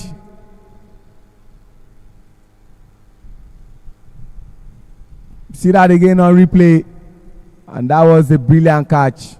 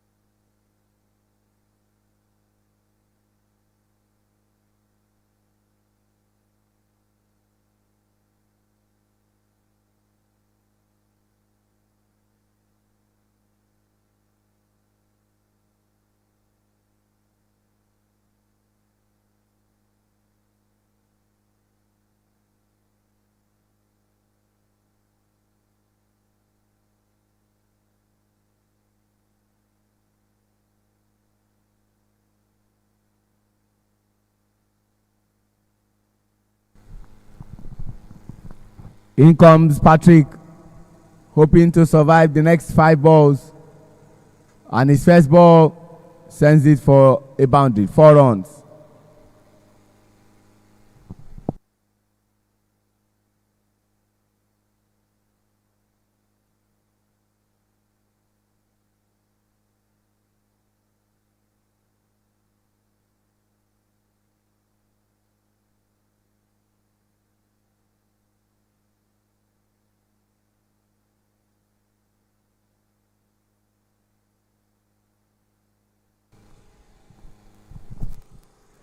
There is still a possibility of scoring more than 150. They are on 147 for loss of 4 wickets. and Diego Zaka, former player of the national team of Nigeria, bowling from the football field end and the last over. He has 2 wickets to his credit.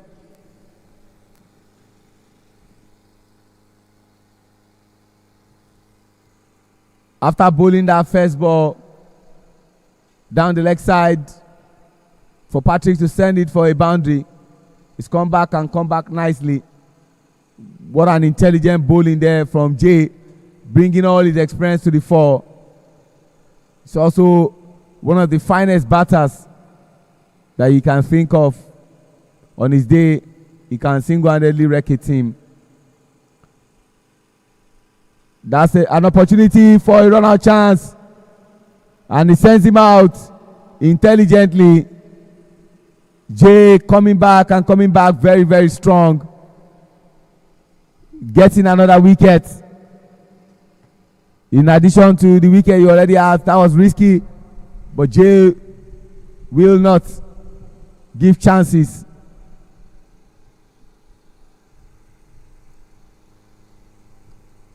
And what a twist of a story. At some point in time, it does seem like they were going to score above 150. But unfortunately, they stopped at 147 for loss of 5 after 20 overs. See that again. What you are seeing on your screen is a summary of what happened in the first innings. Dorote Gideon scored 55 runs from 44 balls. Pius Favour scored 34 from 27 before he was retired hot. David Babalola scored 33 from 26. And top bowlers, Devadaya Matthias, 2 wickets for 18 runs in 4 overs. Jay Gozaka, 2 wickets for 18 runs in 4 overs. Similar with Matthias. And Shyam Naik didn't get any wicket at all after bowling 4 overs. We're going for a break. We'll be back for that entertaining second innings.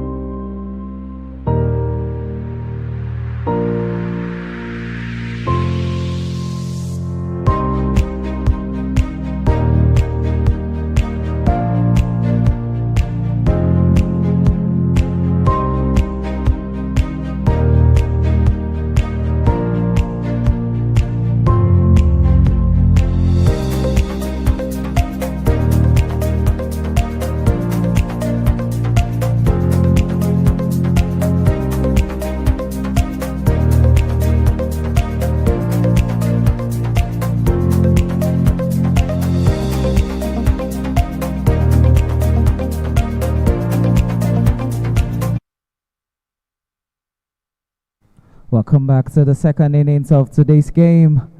It's Government College UGHELI Cricket Club versus Lagos Asian Cricket Club. And in the first over, where Government College UGHELI won the toss and elected to bat first, put up a total of 147 runs for the loss of 5 wickets in 20 overs, with Durotoye Gideon top scoring with 55 runs off 44 balls, closely followed by Pius Favour 34 off 27, and David Babalola with 33 off 26 balls. The only men with 2 wickets for LACC was both Davidaya Matthias and Jay Gozaka with both 2 wickets each. Interestingly, 2 wickets each, 18 runs each, and 4 wickets. Such a coincidence for both bowlers to have the same number, the same wickets, and the same overs bowled. It doesn't happen twice in cricket, but right now what is needed for LACC, as they're popularly called, is to put up 148 runs in 120 balls. How possible can they do that? It's just a matter of time. And joining me later on, or before the power play ends, will be Shehu Wajidagba, who ran you through the last half of the first innings of the game. The 2 umpires are now on the field, umpire Rickson Tete and Wale Adekoya. They've gone onto the field, expecting both the fielders and the batters to actually come now onto the field to get on with the second half of this proceedings, so we can call it a wrap.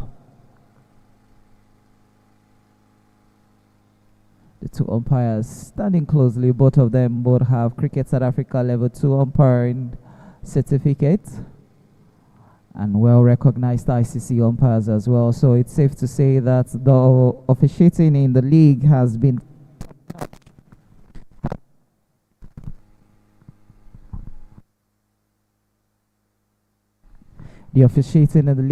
top-notch, having our top umpires come into play.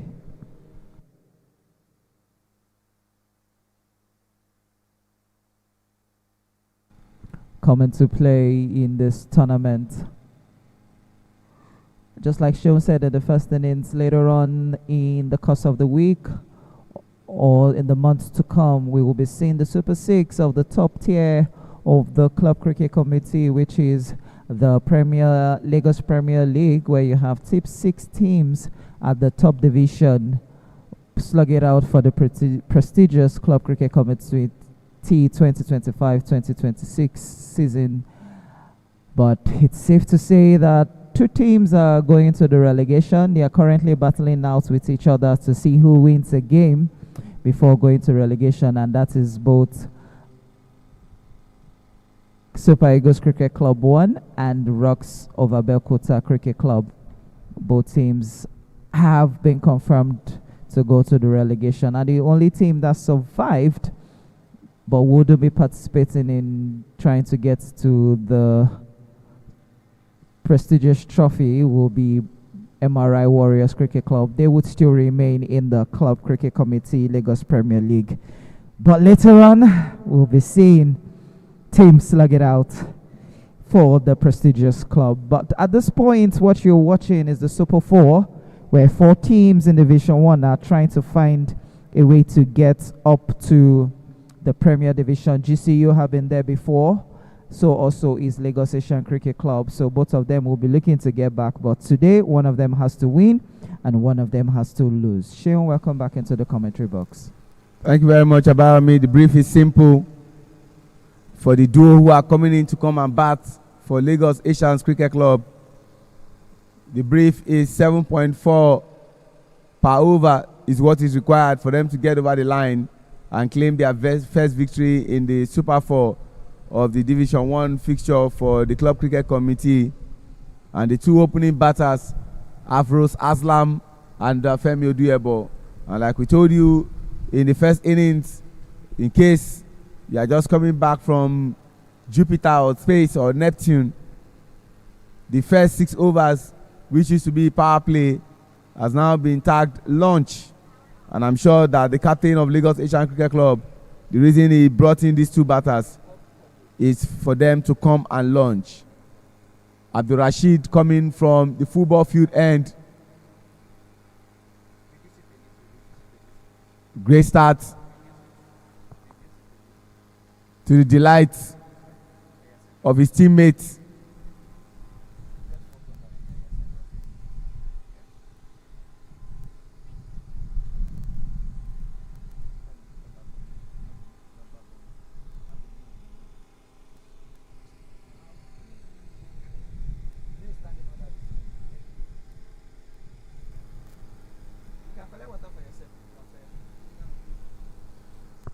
Coming from the football field end into his first ball was a dot ball, and second is the same. A great start from Abdul Rashid. They need 148 in 118 balls.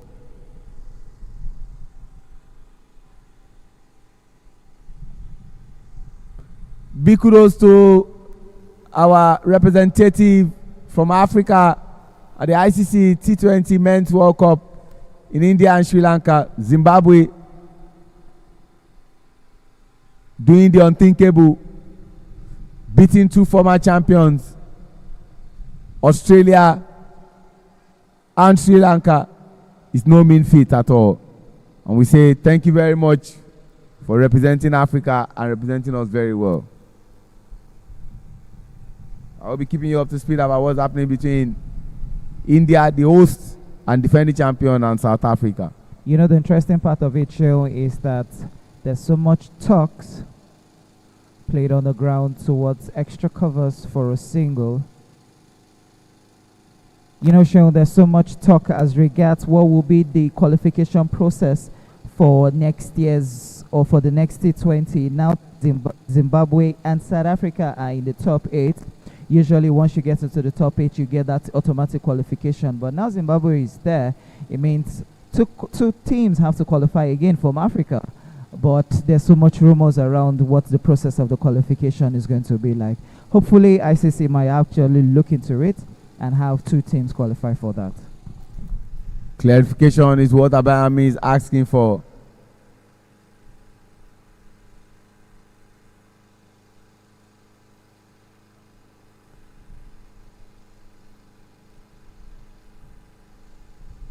Abdul Rashid, still from the football field end.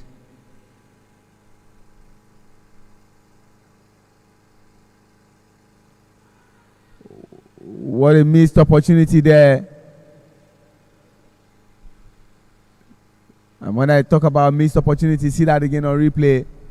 A drop catch. By now, Femi Oduebo will have gone to meet his teammates, and that will have been his last involvement as far as this game is concerned. The over he bowled was a very expensive over, but he needs to make up for that expensive over bowled by launching, and launching very well. And they need boundaries for him. Like I said, 7.4 is what is required. And the more those runs don't come, the required run rate continues to jack up. Brilliant over from Abdul Rashid. Just 1 run.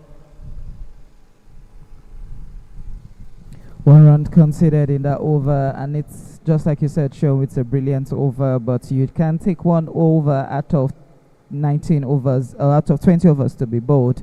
They still have 114 balls to be bowled. They might just decide to go all launching at this time, but interesting to see who's going to be bowling from the EYI end. I think, Sean, at this point in time, you and I would have to officially come to a conclusion on what we have to call this end, so that any time another commentator comes, we'll just tell them we ascertain that is the football field end. But now we know there's a construction currently going on from where we stand, and to what people are saying, it looks like it's going to be the sports hostel. Do we call this end now the sport hostel, or do we still stick to the Iwaya end part of the field? Elijah Jimmy is the new bowler putting on jersey number 7 from the Now, that's where the trick is, sure. No, there's no issue about me. We still leave it as the end.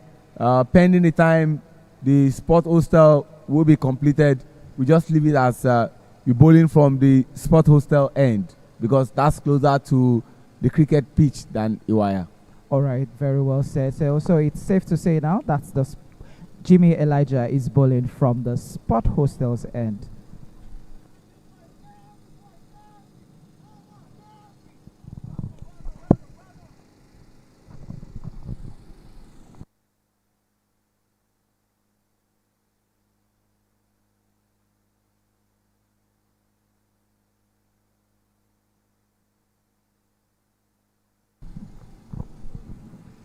First boundary there, Afro's Alam sending Elijah Saturday on a Sunday for a 4.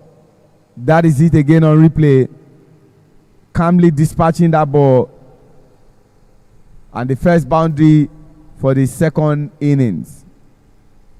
Afro's Alam scored 5 runs from 6 balls he has faced.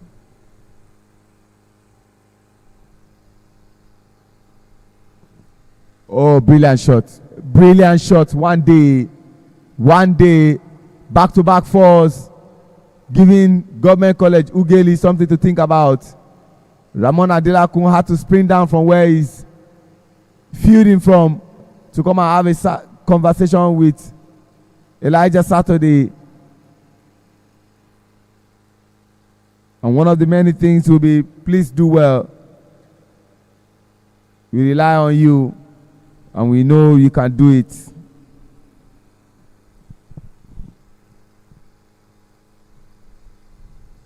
Wide ball, and 1 run added off 3 balls he has bowled, which is 2 good balls and 1 bad ball.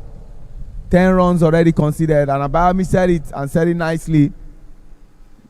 That's what they call the commentator's course. When you have traveled this road severally, you've seen 99, 100 means nothing to you. We saw that first over from Abdul Rashid, brilliant over. Just 1 run was what LACC scored, but fast track to the second over. They have 10 runs from just 2 good balls. 4 more good balls to be bowled. Much better bowling. Great comeback from Elijah. I have to say that the approach of Femi Oduyebo is a little bit trickish. He's not stepping into the line of the ball. He's trying to give himself room to hit those balls. But he needs to first understand that to play perfectly well, you need to put your foot into the line of the ball. Much better bowling there from Elijah. Great comeback. After giving 10 runs,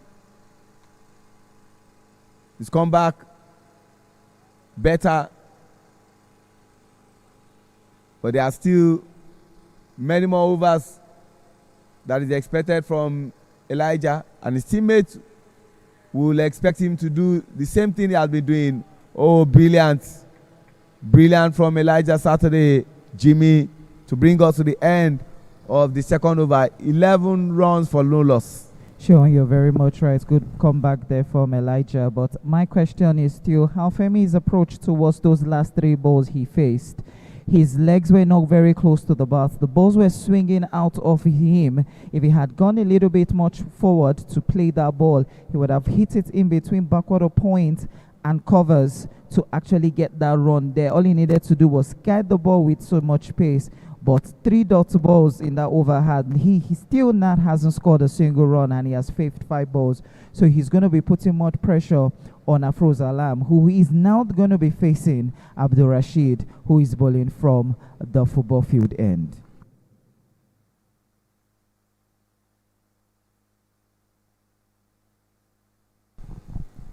I must say that the former Nigerian international and a former player of several clubs like Foundation Cricket Club, like Rising Stars Cricket Club, Federal Government College Warri, Old Student Association, is not doing what is expected of him. It's a sharp contrast to what we see from Afro's Alam. Afro's is getting better with the bowling of Abdul Rashid.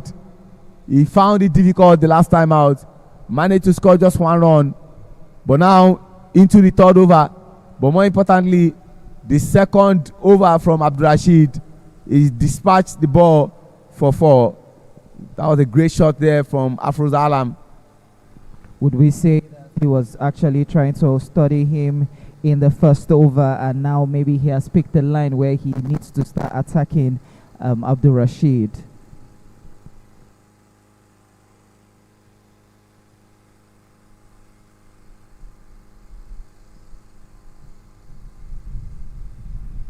Much better bowling there from Abdul Rashid.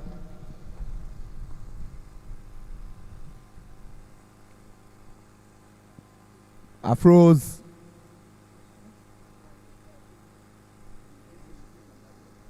is trying to rack his brain on what exactly happened with that ball.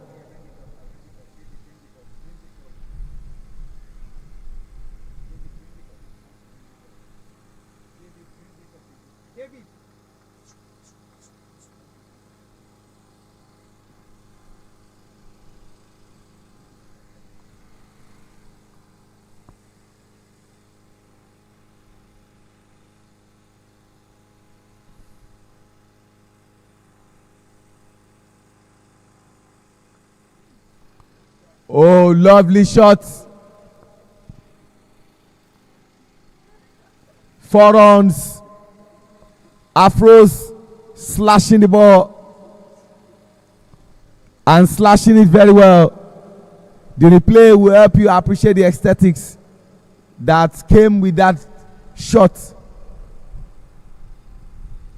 The fielders were deeply rooted. No movement.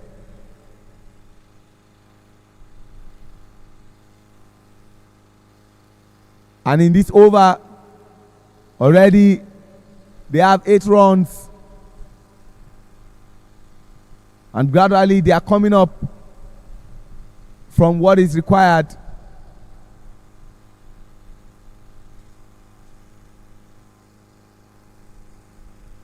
They are 19 for no loss. 12.3 overs. 2.3 overs, I beg your pardon. And it's safe to say that Afro's Alam has now studied very well how Abdul Rashid's balls actually turn. That's why he's taking his time to pick the line of the ball and getting it where he needs it to be. Just look at, oh, dropped catch again. That was an over. That was an over. See what Abayomi is talking about. By now, Afro's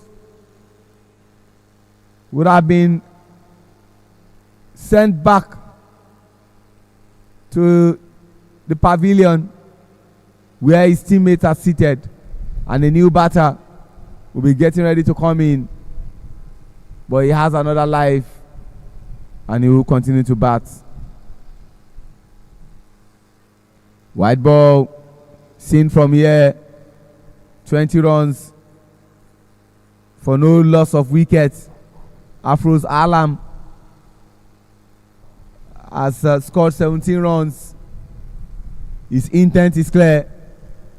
The message is clear from Diego Zaka and the other teammates. Matthias Devadaya, go out there and launch. Appeal, but appeal not granted. And just 1 run.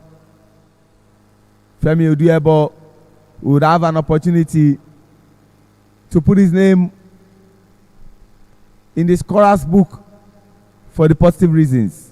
His name is already there, but in front of that name, no run scored. He has an opportunity to do so of the bowling of Abdul Rashid coming from the football field end into the third over.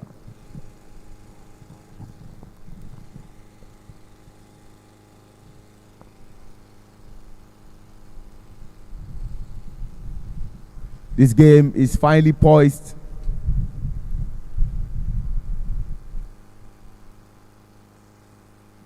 With the current score, it suggests we are in for an entertaining game. Wide ball, and the ball will race for 4. Expensive over.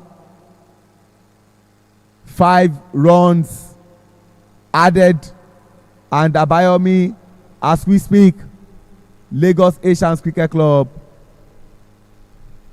are looking like they are overachieving.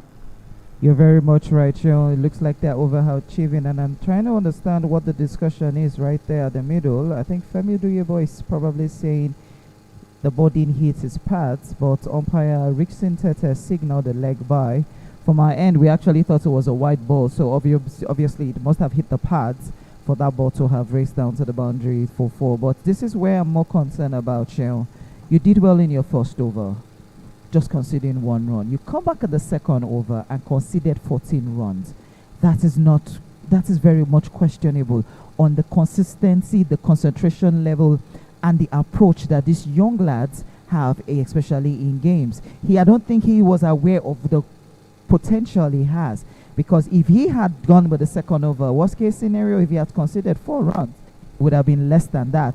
But now 9 runs in that over has cost him a lot of things, and it's now 3 overs gone, 25 runs on the board, still the loss of no wickets. I can't agree less with you about me. At every point in time, you must put on your thinking cap. You must think about the game, and you must think about your team, and think about what you are currently doing. Like you said, if you have just given away a single run in your first over, one would have thought that that level of consistency is what is required of you. To be a top player, you must maintain some level of consistency. Inconsistency on the part of some of our players is the reason we see things like this. An opportunity for Elijah Saturday Jimmy to actually reduce these astronomical runs that LACC are currently getting.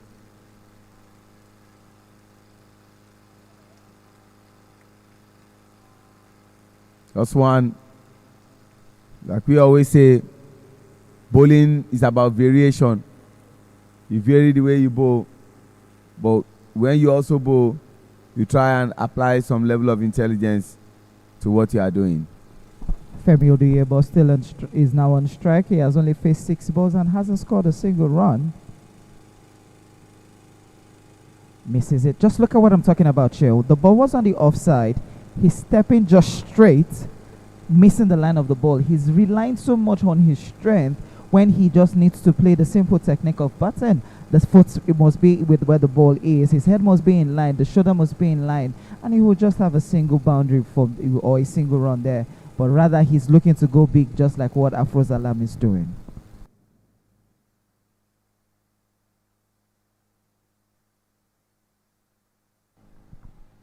How in Christ's name did that ball miss the wicket, and the wicketkeeper by signal there by the umpire Wale Adekoya.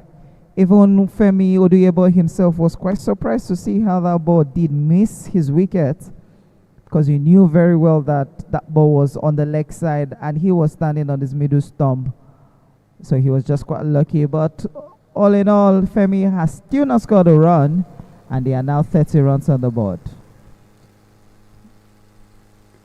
Expensive in all sense from Government College UGHELI. If nothing is done, this might prove costly for a team that is looking to gain promotion back to the elite where they think they belong.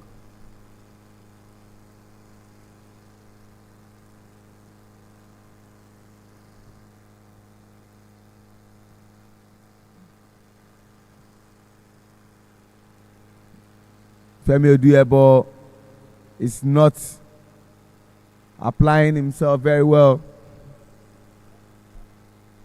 and is not taking advantage of what ICC is talking about, which is project launch. It's not launching anything.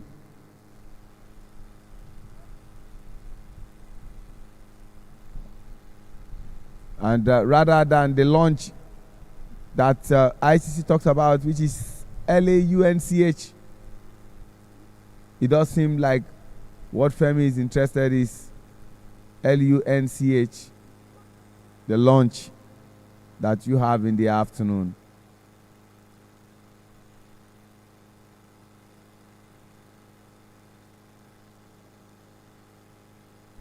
You know what, Sheon? It's interesting to say that Femi might probably rely this on old age or fatigue. That's why he's unable to connect himself or apply himself into the balls being bowled. But if GCU are quite more tactical and sensitive of the situation, they should keep Afros more off strike and put Femi more on strike. We know how deadly Femi can be even when he's in his form, but with the current situation Femi is batting right now, I don't think if Femi faced 6 or 7 overs, he's probably going to launch himself into the game. But it is 118 runs needed in 96 balls, as Lagos Asian Cricket Club are currently 30 for the loss of no wickets in 4 overs. But the over rate is quite slow for GCU. The current run rate is 7.50, and what is required is 7.38. So that means about me, they are getting what they deserve. But will Government College UGHELI continue to allow this to go up? Only time will tell. You have said it. Nobody needs to tell anybody that the man in form of these 2 batters is Afro's Alam, who is now on strike. And the Femi Oduebo, after facing 11 balls, is yet to score a run. But an opportunity for God's favor to try and do something. But then, good stop there from Ramon to stop just one.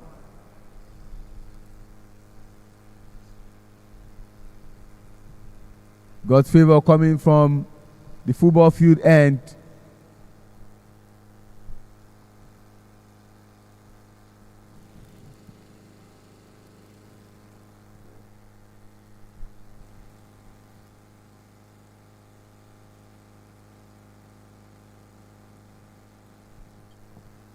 Another wide ball.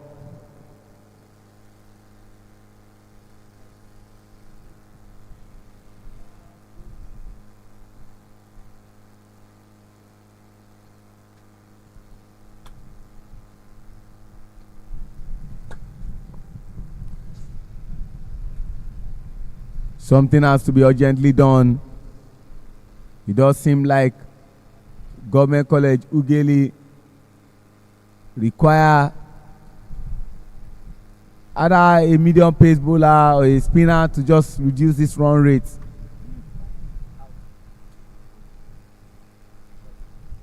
An opportunity dropped. Like I said earlier, it seems like Femi isn't applying himself into the game. That was the opportunity.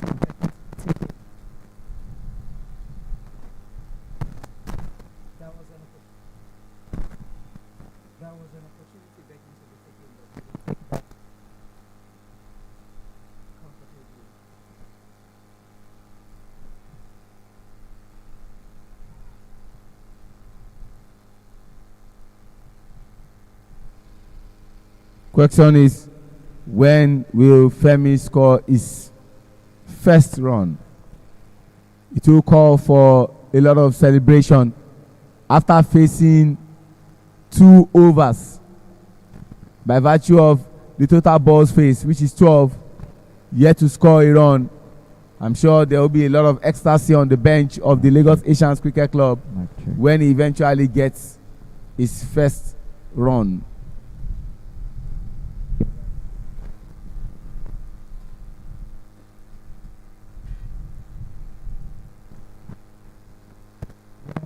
Look at the face of Afro's Alam. feeling a little bit disappointed with FEB.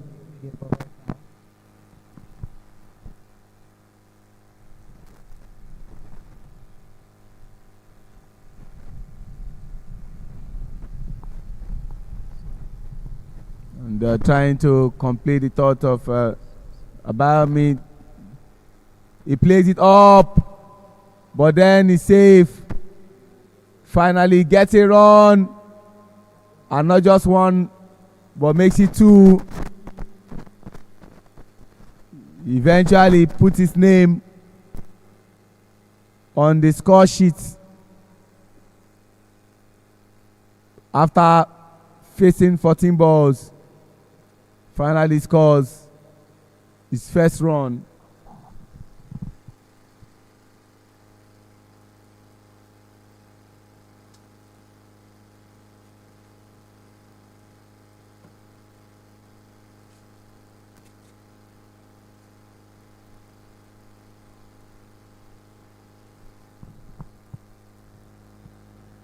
Good comeback from God's favor.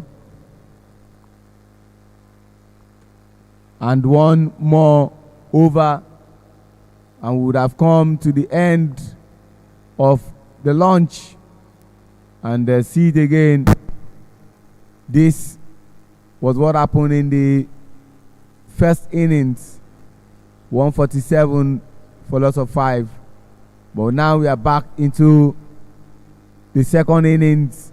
Afro's Alam, the captain of the side, playing the captain's innings and having a conversation with Femi there on what is to be done. Faced 14 balls and scored 19 runs, 4 fours inclusive. A strike rate that is very encouraging. They are 34 for no loss after 5 overs. 114 runs required in 90 balls. The current run rate is 6.50, and what is required is 7.60. Change of bowling from the spot hostel end is Ramon Adelako. He'll be looking to go a little bit slower, just like Sheon has suggested. Either you bring in a medium pace bowler or a slow bowler into bowl. And that is what GCU, probably the GCU technical team, listened to Sheon and decided to go that route, bringing in a slow bowler in.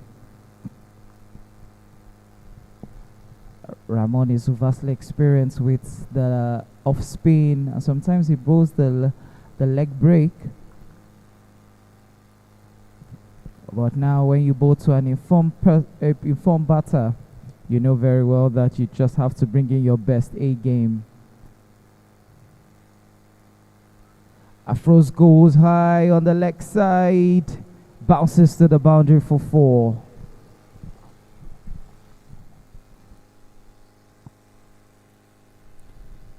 The captain showing why that responsibility was saddled with him to lead this side.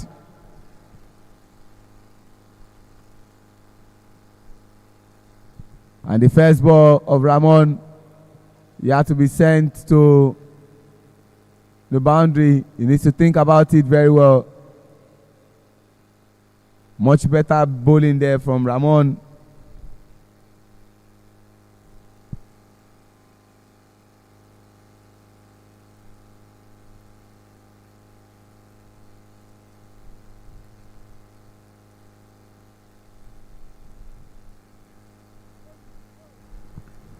Good turn there by Ramon, giving Afros a little bit of worry. He was thinking the ball was going to turn back towards him, but rather it actually turned out. So I must say that was a good use of the wrist there by Ramon Adelakun, now making Afros Alam hit that ball well.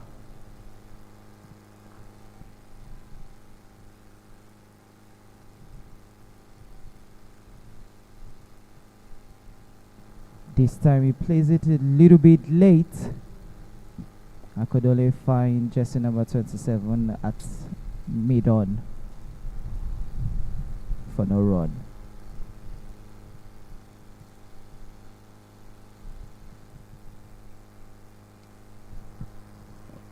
Lovely piece of fielding there.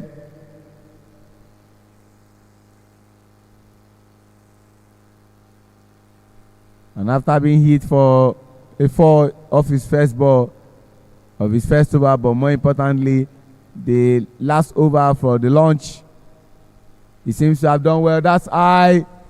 Will he be safe? Ladies and gentlemen, that was brilliant. That was brilliant. What a piece of fielding. I think there's going to be so much question if the producer can actually do it. I'm thinking that's a 6 for my end here. So let's look at that again. So he's chasing the ball down. Let's look at it. He took the catch. Yes, he did take the catch. That's a 6, Joe. That's a 6. That's a 6. There's nothing anyone can tell me about this. Yes, we don't have a DRS in this game, but that to me, Joe, was a 6.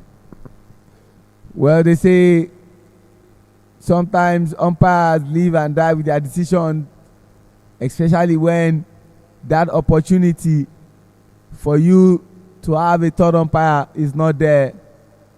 It behoves on the fielder to actually talk to the umpire. But as it is, the batter is out, and a new batter would definitely come in. You know, the interesting part again, Show, is that we have to look at it from another different angle. Because we have one particular camera there, we don't see it from 2 different angles, you understand? So that angle that we're looking at it from might actually be, might look like a 6, but on the other end, if we had another camera at that end, it might probably be not be a catch. It might have been a catch, but on the flip side of it, it's still what it is. So we have to just get on with the game. I don't know what they are waiting for. What's going on with LACC? If the umpire says it's a catch, then it's a catch. Why are they waiting? I'm just wondering what happened. They need to get on with the game. And we are waiting for the new batter to come in.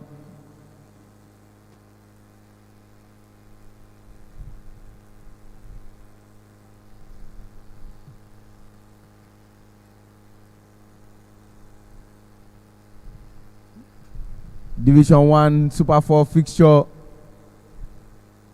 here at the UGHELI Cricket Oval. The 22nd day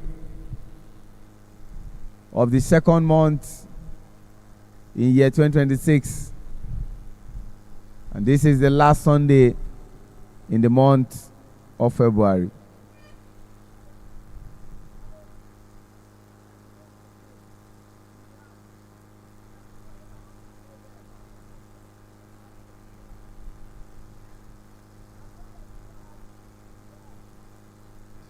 And so let the game continue. That's the big question.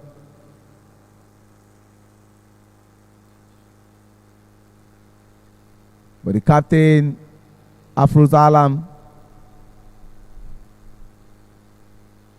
is having a conversation with the umpire. And they are trying to resolve this matter so that the game can go on as planned.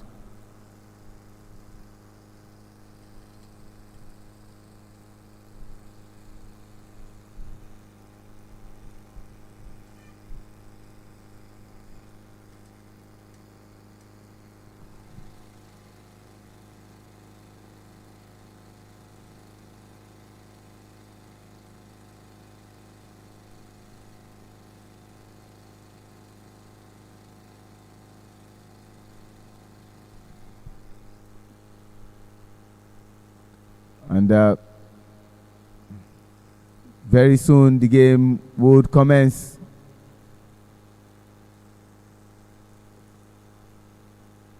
The stakes are high.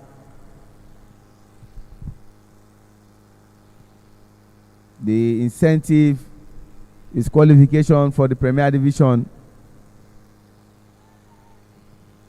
And you can see everyone is fighting for that ticket to be in the Premier Division.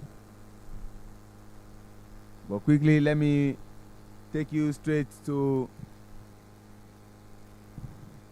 India, where the T20 World Cup is going on. And I told you it's a repeat of what happened in the final the last time in USA and West Indies. But there's a drama currently going on. About me, South Africa scored 187 for loss of 7 wickets. As we speak, India have 5 runs for loss of 2 wickets. You know, the interesting part about that part is just to see South Africa have their own pound of flesh against the Indian side, because they know definitely they have to make a statement back. The only team that has had their own pound of flesh has been Afghanistan against Australia.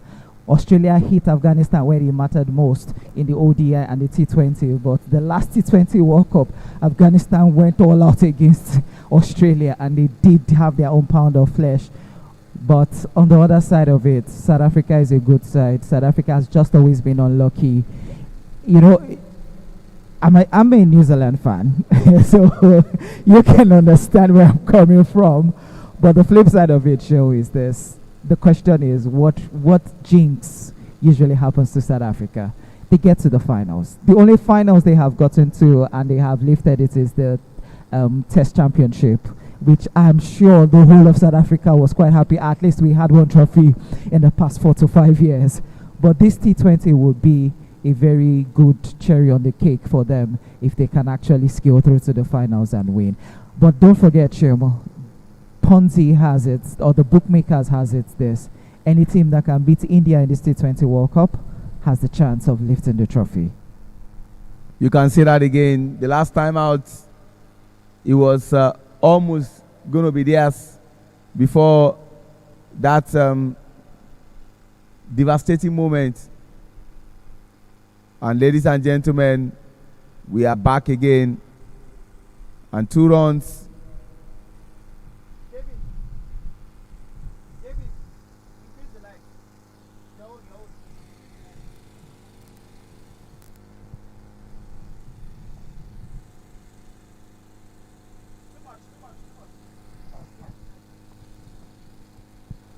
You know, I had to find out what was going on from the producer, why the Lagos Asian Cricket Club were holding the game down a little, but they were more of saying that based on what we saw from a replay, that ball was actually a 6. But I said it after I said from my own judgment it was a 6. If we had another angle of a camera, we would have probably seen that was a 6, but we just have one angle of a camera, so there's nothing we can do about it. So if we think it was a 6 and the umpire says otherwise, then there's nothing we can do about it. You need to spare the umpires because they have to take real and quick decisions. If we had an Okai, or call it a third umpire, then they could have gone for that review, and that review could have helped them. But when you have to take spontaneous decision, it means whatever decision they take in the spirit of the game, it must be respected.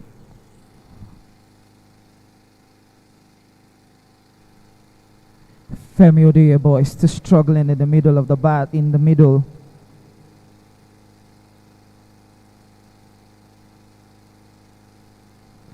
You know, it's interesting to say Femi has faced 20 balls. With such talent Femi has, 20 balls, and has only scored 4 runs. LACC are in so much desperation right now.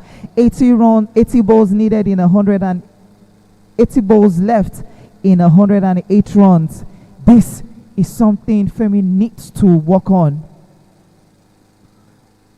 He needs to understand this is not an ODI. This is a T20 game. You need to attack.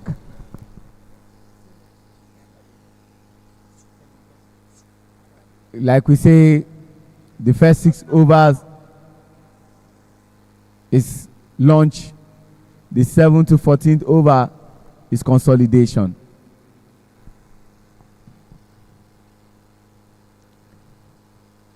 appeal for a run out or stumping, not given. Femi is really struggling to get himself on this game. And after the 7th over, it is 44-1 after 6.5 overs. And Femi is on the floor. I'm not quite surprised. There you have the batting scorecard. Afroz Alam, 23 of 20 balls. That's the only man who has scored anything significant in this game for LACC. And I think, Cheryl, it will be safe to say that let's see that controversial wicket again. Now, he did hit it high.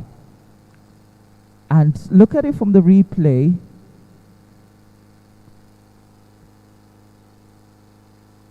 I think it's safe to say that he actually did take that catch, because his back foot was still within the ropes. He was just his body that was across the line of the ball, and at the time he was throwing the ball had already left him when he was falling down. So I think he's safe to say that the umpires took the decision based on the fact that he threw the ball to the fielder at the other end, and it was a catch. That was a good call there by the umpires, and a good. Let's not take it out again, Cheryl.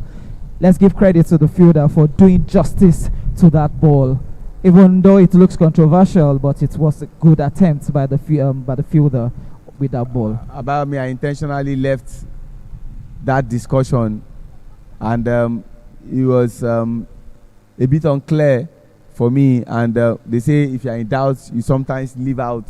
So what I just did was just to leave it out and allow the umpires to take their decision. But I also expect that the opposing team, which is Lagos Asians cricket team, should have done well enough in the spirit of the game, because when issues like this happen, what the umpires do is to rely on the fielder, that what exactly is the situation, did the ball go out or not, because they are not there.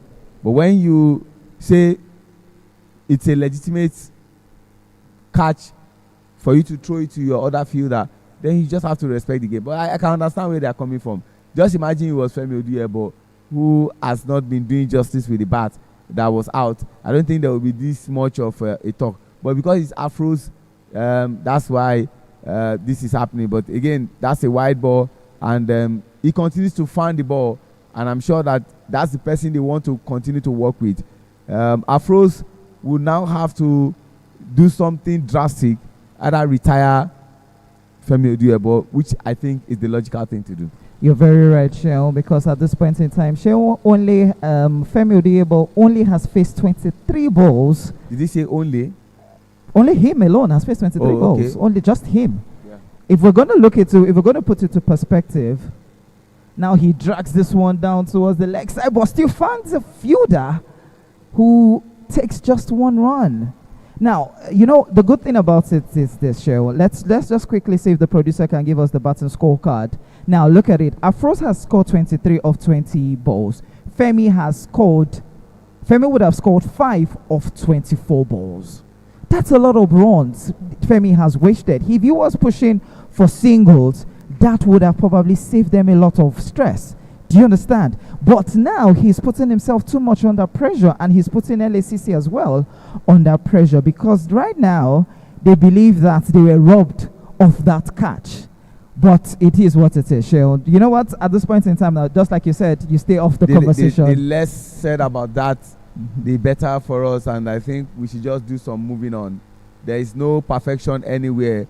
The only person that can attain perfection is our Creator. And once we know that in our doings there will be some level of mistakes, little ones, marginal ones, then the less said about it. But back to the game, Ramon trying to do damage with the ball, but no run there. And of course, what was that? The man was in. The performance of Femi Odiebo is slightly rubbing off on Debiendu.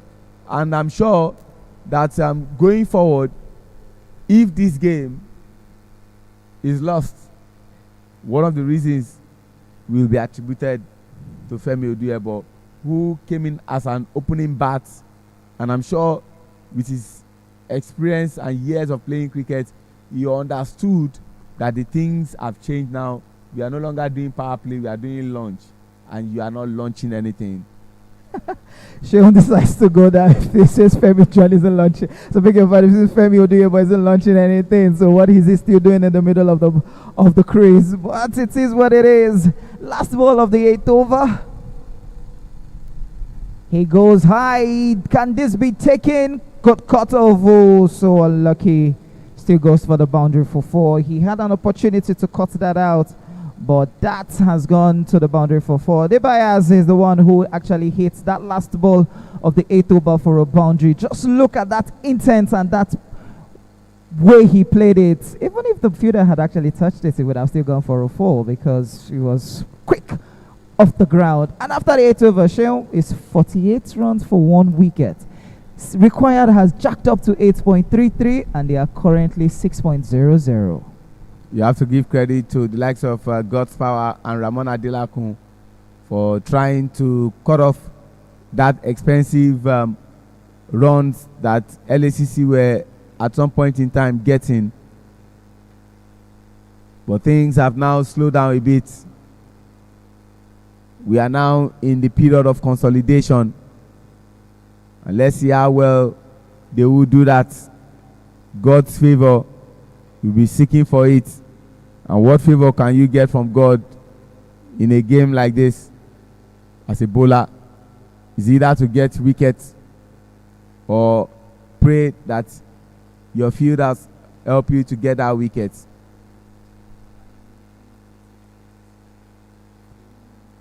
Good piece of fielding there from Abdurrashid.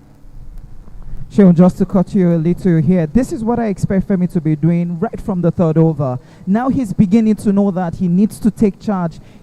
At this point, Femi would have been probably hitting those balls to the boundary. But now he's beginning to rotate the strikes with 100 runs needed in 71 balls. Because at this point, they need to go for the boundaries. At least 1 boundary per over.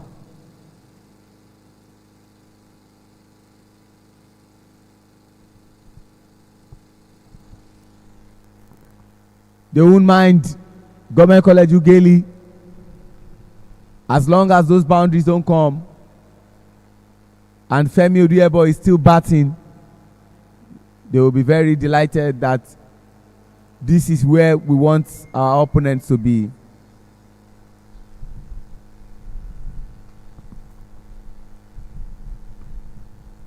An opportunity, and finally Femi Oduyebo will have to take that required work.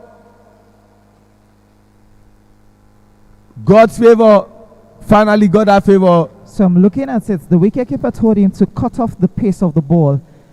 And just look at what I was saying, Sheon. There was no intent from Femi. If Femi had been rotating the strike long before now, that ball definitely would have gone towards deep mid-wicket. But because he had no intent and no strength behind those balls, there was nothing he can do. And now LACC, at the back of your mind, will be saying, yes, thank God he's out of the craze. But they now put themselves under pressure as it's now 2 wickets gone, 8.3 overs, 50 runs on the board.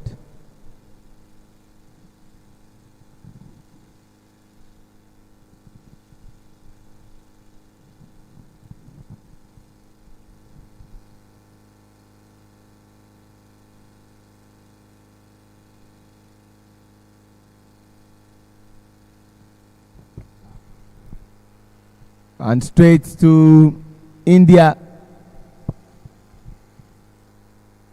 It's 26 runs for loss of 2 wickets after 4 overs. And let me just quickly run you through how they batted. Makram scored only 4 runs. Quinty de Kock scored 6 runs. Rick Hulton scored 7 runs. Bravey scored 45 runs. Miller scored 63 runs. Tristan Stubbs scored 44. Marcus Janssen scored 2 runs. Bosch scored 5. And Kagiso Rabada didn't score at all. And talk about the bowling. Jasprit Bumrah got 3 wickets. And of course, Singh got 2 wickets. And 1 wicket each from Vinoid and of course Shubman Dube. And let me quickly tell you what's going on as far as batting is concerned. Ishan Kishan didn't score any runs at all. And Vama only scored one. But currently batting is Sharma and Sumakuma Yadav. Arun is in. Let's leave India and travel back to University of Lagos. After this over, I will be sharing with you one interesting information that you can use as regards how this cricket ground came to being. You know, the interesting part is everybody who must have been watching this is waiting for you to say that, Joe. Last ball of the ninth over for defensive by Arun. And that brings us to the end of the ninth over. It's 50-2. Share the statistics. Thank you very much, Abayomi. This UGHELI cricket ground came into being in 1966. UGHELI was founded in 1962 in October by an act of parliament. Before you continue, Joe, which date in October? Because we know the Nigerian independence is actually October 1st. So which date in October? I was trying to come up with that date, but of course I don't want to sound inaccurate, but I know UGHELI was founded in 1962 and our first set of graduates was in 1965. But back to how this field came into being. Then there was a graduate assistant who had passion for cricket, played for Daihax. His name is Adekukoyi. Adekukoyi eventually retired as a professor, but he was then a graduate assistant. And as a graduate assistant, he lobbied for this ground to be exclusive for cricket. And for you to understand who a graduate assistant is in the academia, from a graduate assistant, you move to lecturer 2. From lecturer 2, you move to lecturer 1. From lecturer 1, you move to senior lecturer. From senior lecturer, you move to associate professor. And from associate professor, you become a professor. So you can imagine somebody who, what was that?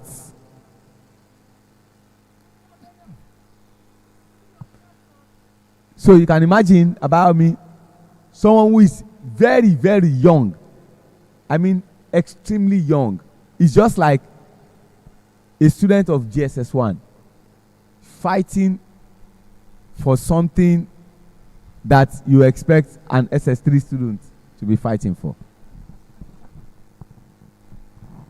Well said, but I know Sean still has a lot of that in mind. Ramon Adelako is the one. Now it just seems like the runs are tied up.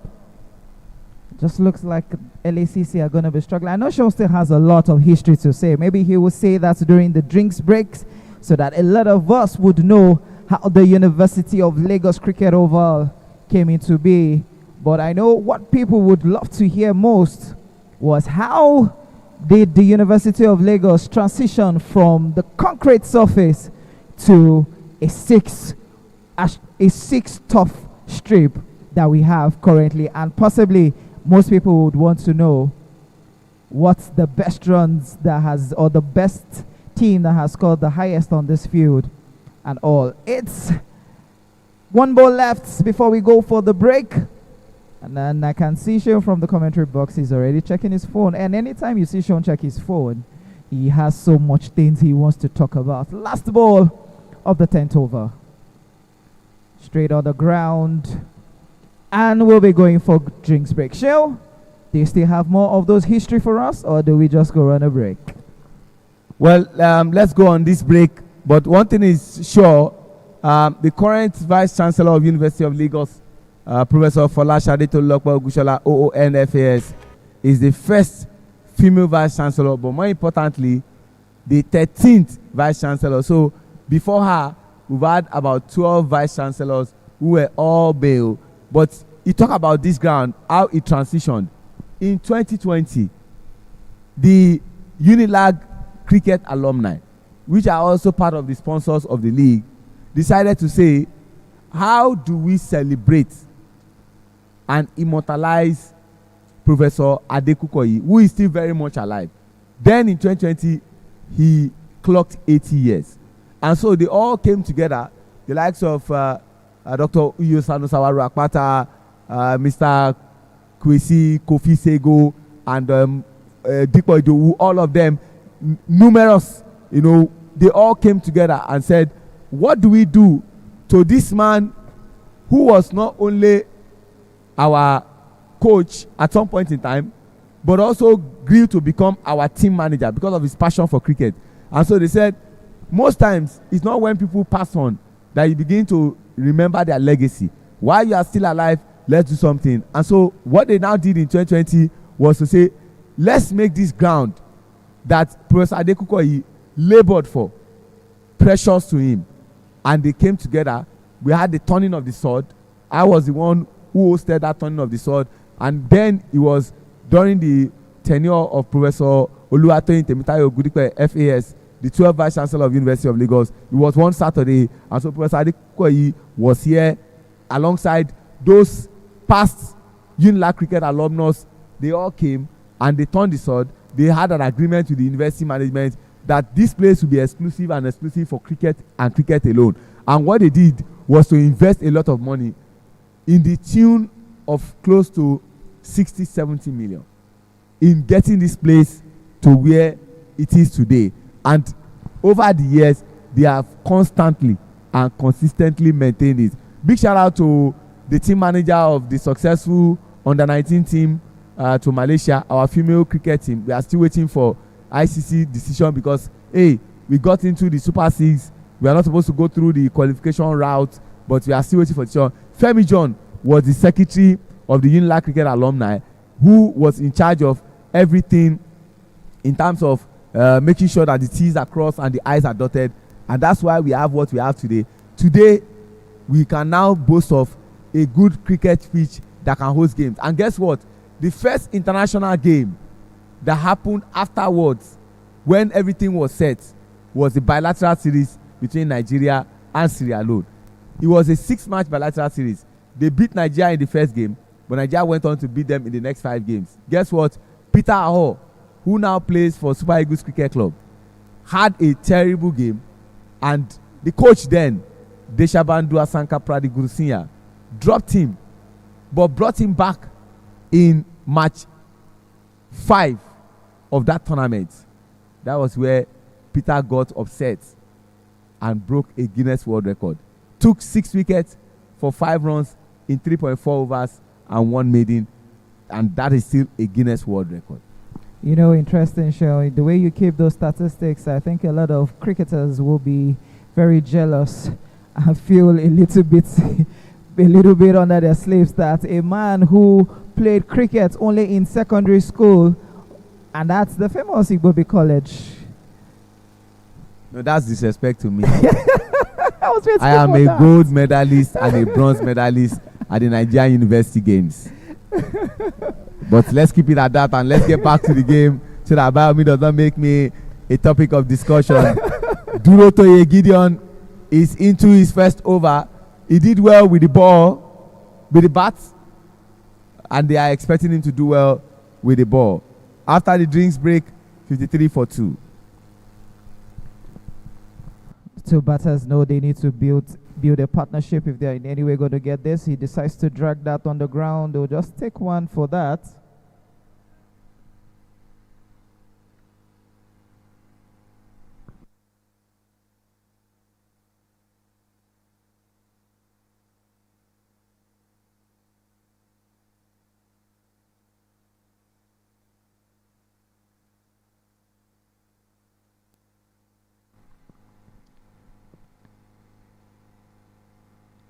Pushed towards gully, but no run. Oh, good throw there from the fielder. I'm going to add one more thing to it. Like, Sheon actually did miss. I know he's going to say it, but please, I'll take the credit out of it. Sheon, because he's alumni of University of Lagos, doesn't mean I won't say this. The first ever ICC tournament to be hosted here was the ICC Under-19 tournament. Yeah, the first ICC tournament. We haven't hosted any ICC tournament here. So it's good to say, yes, the first international tournament was the bilateral series, but the first ICC tournament was the Under-19 tournament held here sometime last year. And so, Sean, I took this one off your books. Thank you very much. Thank you, Abayomi. The reason we are working together as colleagues is the fact that where I am lagging, you compliment my effort because we are like the batters in the batting crease. The non-striker complements the effort of the striker. And talking about the striker is Arun and the non-striker is Debiendu.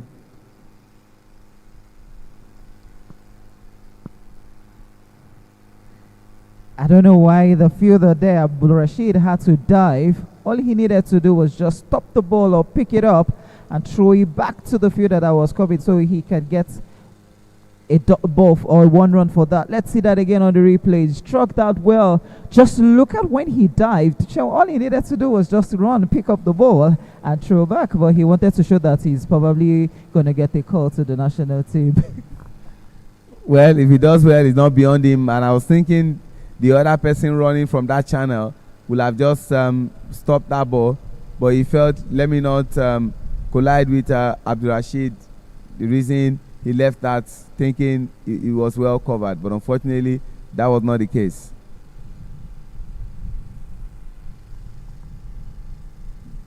Duotoye was sent to the boundary the way he did to others. Like they say, do unto others what you want them to do to you.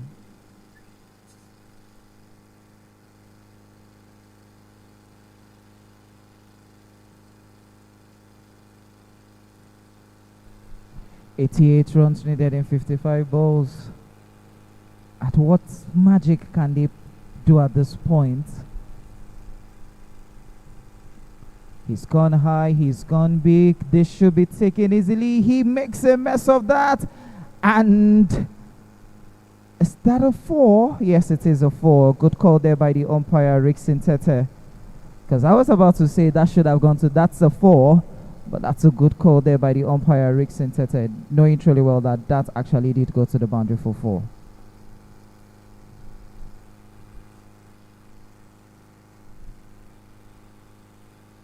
See it again on replay.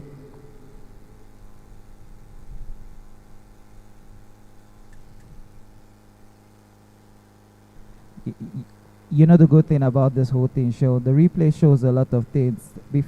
The fielder didn't judge the flight of the ball. If he had judged the flight of the ball very well, he would have known that, oh, he had an opportunity to take that catch because it was just right there in his arc to just take. But I just hope this won't be costly to them at the end of the day, as it's 11 overs gone, 64 runs on the board, still 2 wickets. Shell, it's 84 runs needed in 54 balls. I want to ask a simple question. The rationale for Jay Gozaka to take himself backwards is what I really don't understand. I would have expected Jay to be in at this time, but then Afros, the captain, knows what he's doing, I presume. The reason he felt that Arun and Debiendu should be the one batting ahead of Jay. And Afros is passing the instruction on the touchline, and I think Jay is currently padded up. So also is Mark Ezra. Now they push that towards the leg side for a single. You know the interesting part of it now, Sean, is this.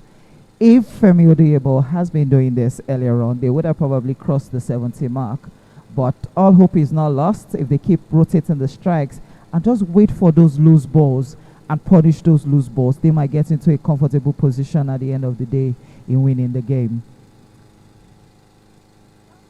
And he's gone. Definitely good stomping there by the wicketkeeper. Ramon Adelako's posture and celebration looks a little bit fun to me.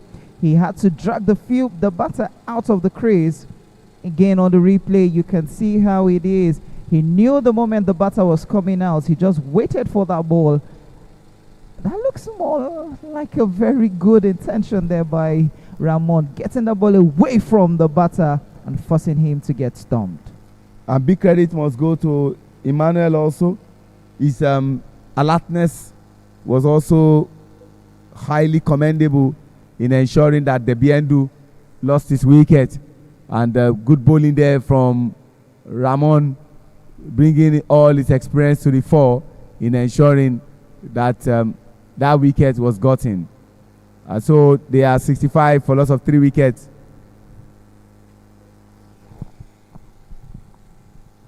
The current run rate is 5.74, and what is required is 9.58.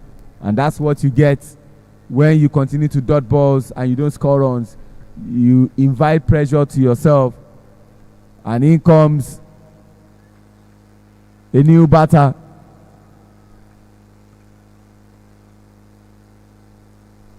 I guess the brief will be clear for this new batter. He needs to start attacking, or he's going to be rotating the strike, because they can afford to get dot balls at this point in time. Ramon Adelakun still has 4 balls left to bowl in this over, so it's going to be a very trickish one at this point.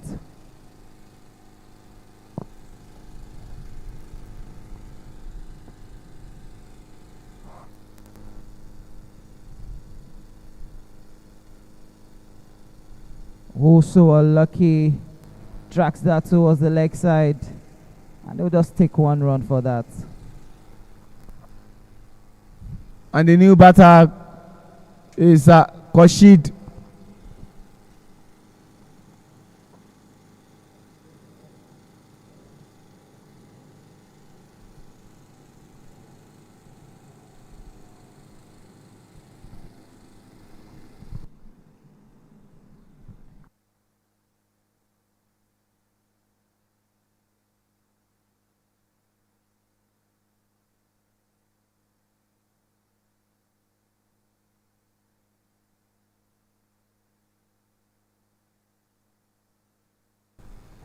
A missed opportunity there by Okoro of the bowling of Ramon.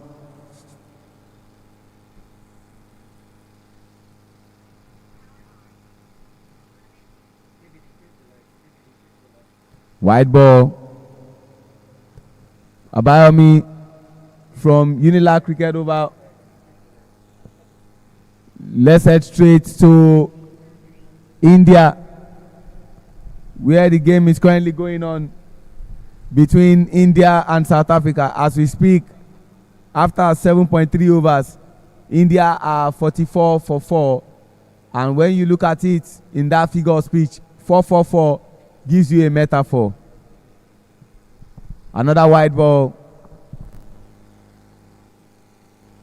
4 batters out already for India.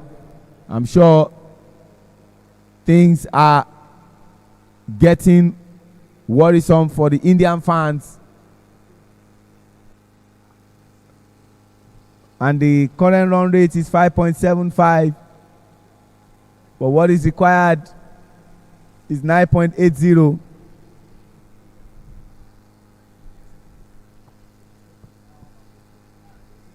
Desperate times calls for desperate measure. And they need to do something about this.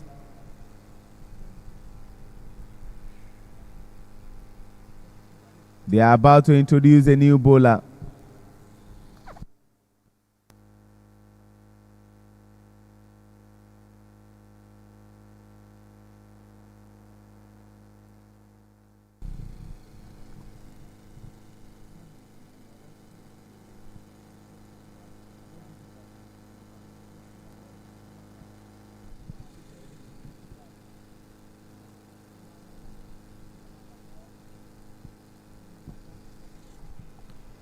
That's a maximum. That's a maximum. It's a no-brainer. See that again on replay. Picked it and picked it nicely. Sends it to where his teammates are seated. And I'm sure they will require many more of that.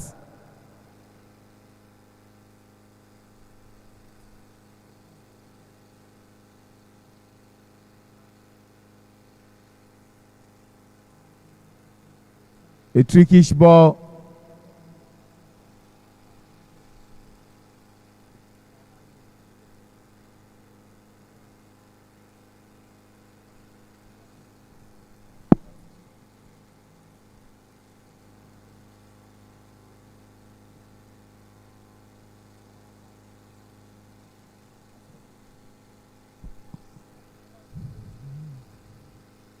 David Babalola must be thinking about his bowling.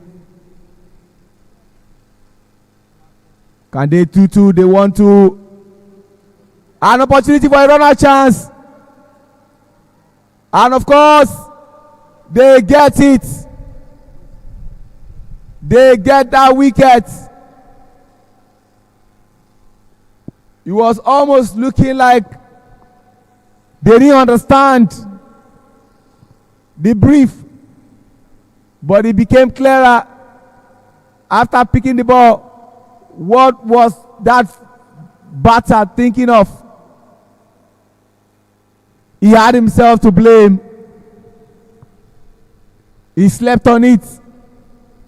He delayed too much. Never was aware of his environment. The reason he was the one who played that ball. And they pick a ball, they want to do two, and the non-striker was very, very sloppy in all sense of what the game requires. Arun will have to go.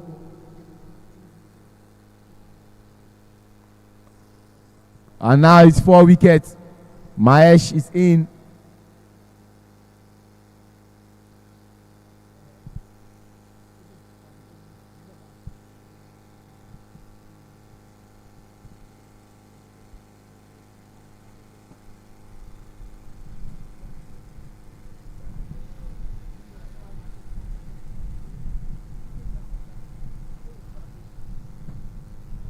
Like LACC, like India, the only difference is that they played more overs and they have scored more runs than India. But in terms of wickets, they are both on 4 wickets apiece.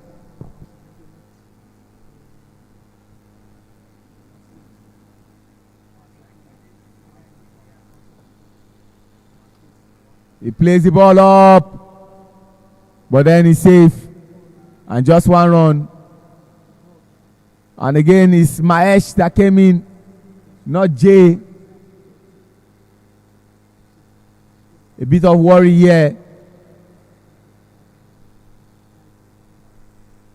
One would have thought that Jay will be batting up top. But they've lost 4 wickets. And Jay is yet to get anywhere near the batting. See that run out again. After Khurshid hit that ball, Arun was there watching, and Emmanuel didn't spare him at all by aiming at his wickets.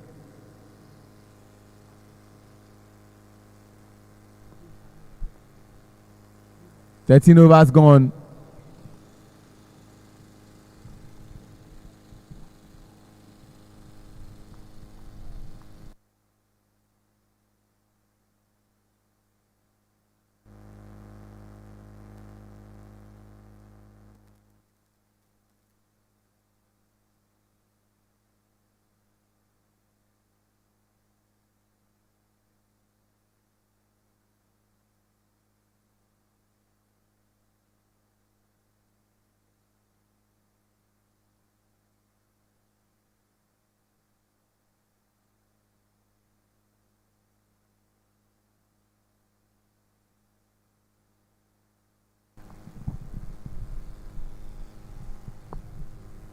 Elijah Saturday, Jimmy is back again at the student hostel end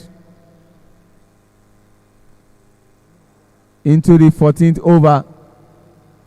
And after 2 balls bowled,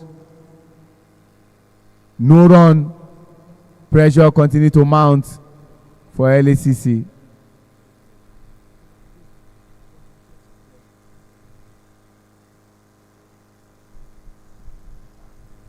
I see it even from here, extremely wide. And umpire Wale Adekoya had no choice that to extend those 2 arms while he's standing in that anatomical position. Plays it up. And then he catches it. Almost wanted to fumble it. Another wicket gone. The 5th wicket. See that again. After bowling that wide, he caught it with one hand, went to the ground, and still held on to it. And that's the 5th wicket. And it's almost looking as if the center cannot hold. And things fall apart.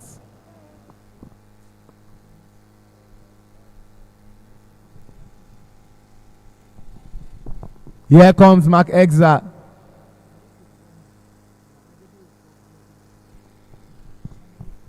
Former player of Island Titans Cricket Club.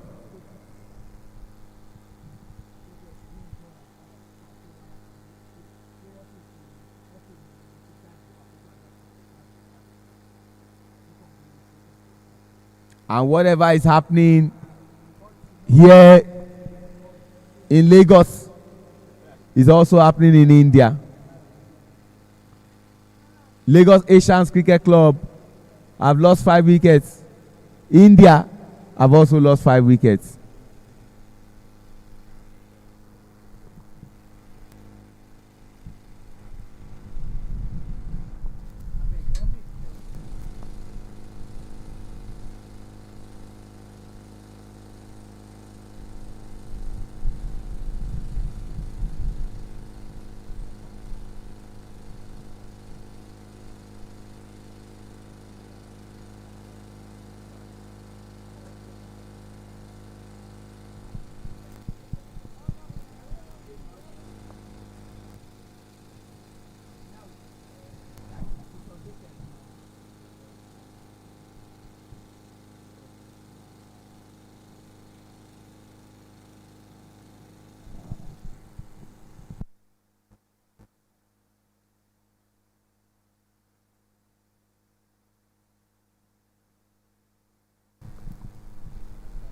Much better bowling from Elijah Saturday, Jimmy. Mark Ezra is into the batting crease.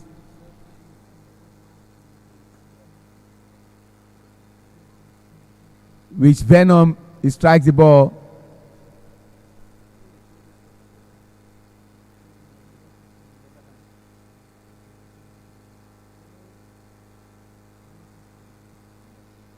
And that's the end of the 14th over. 85 for 5. They need 63 runs in 36 balls. Guess what? When you flip it over, the balls required is the runs that they need. So in reverse order, the balls required is what they need as runs. And Mark Ezra, quick one on Mark Ezra. You talk about one of the finest ground staff we have in Nigeria. You have to incorporate this young man. They ensure that the Tafawa Balewa Keruba is playable for the game of cricket. Mark Ezra reminds me of Alice Kuzwe, also of Rwanda. The only difference between Alice Kuzwe and Mark Ezra is that Alice, as a ground staff, went ahead to become a player of the female team of Rwanda.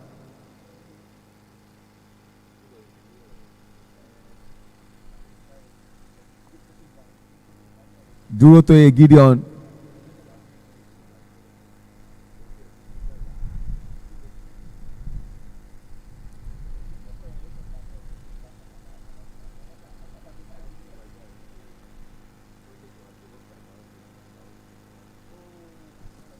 Mahesh yet to score runs.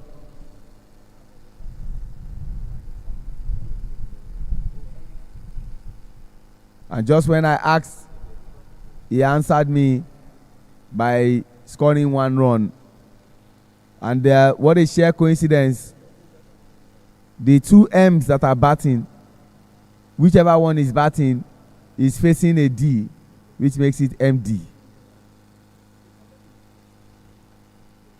Mark Ezra.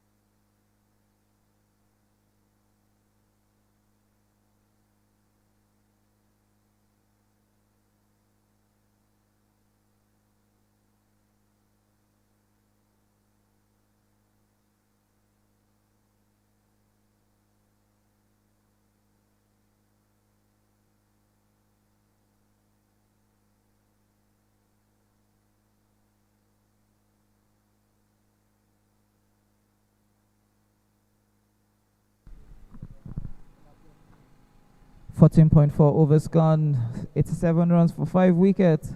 Mark Ezra is 2 runs off 6 balls. Amayesh is 1 of 2. 61 needed in 32 balls.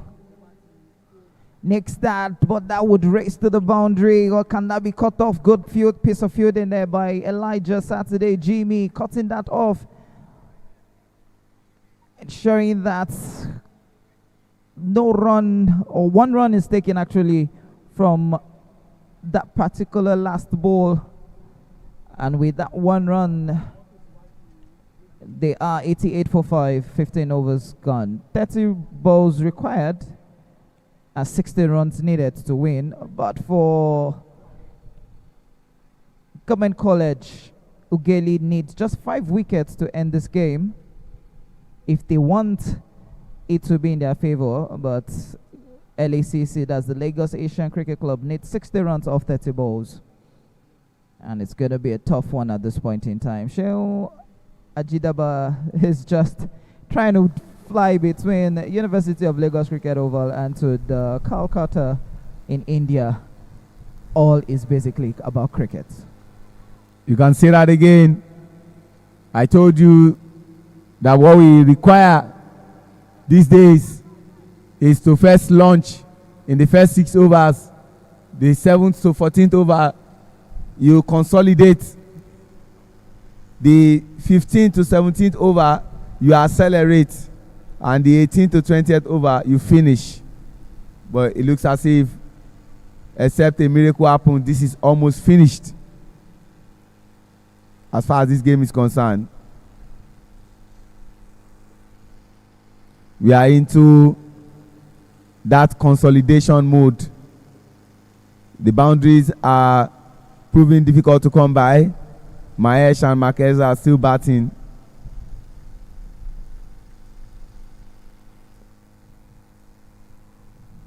And Elijah Saturday, Jimmy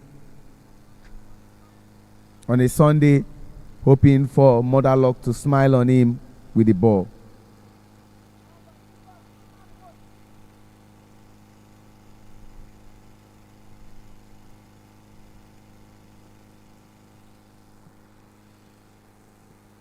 Just one.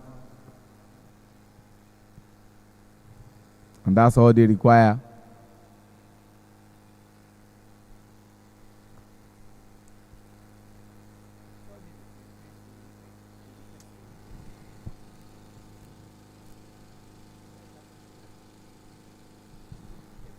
Another wide ball.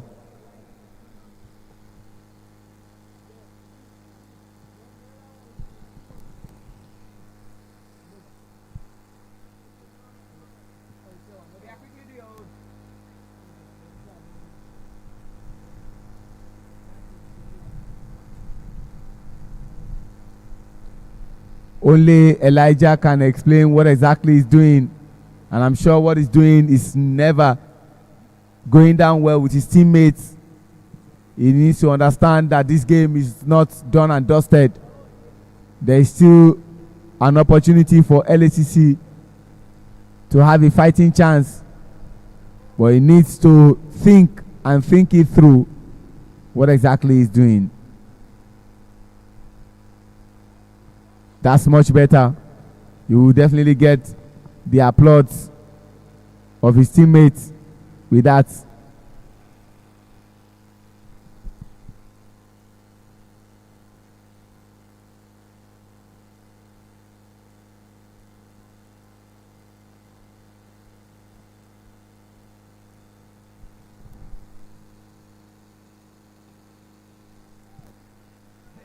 Miss chance there. Marquez are missing those balls.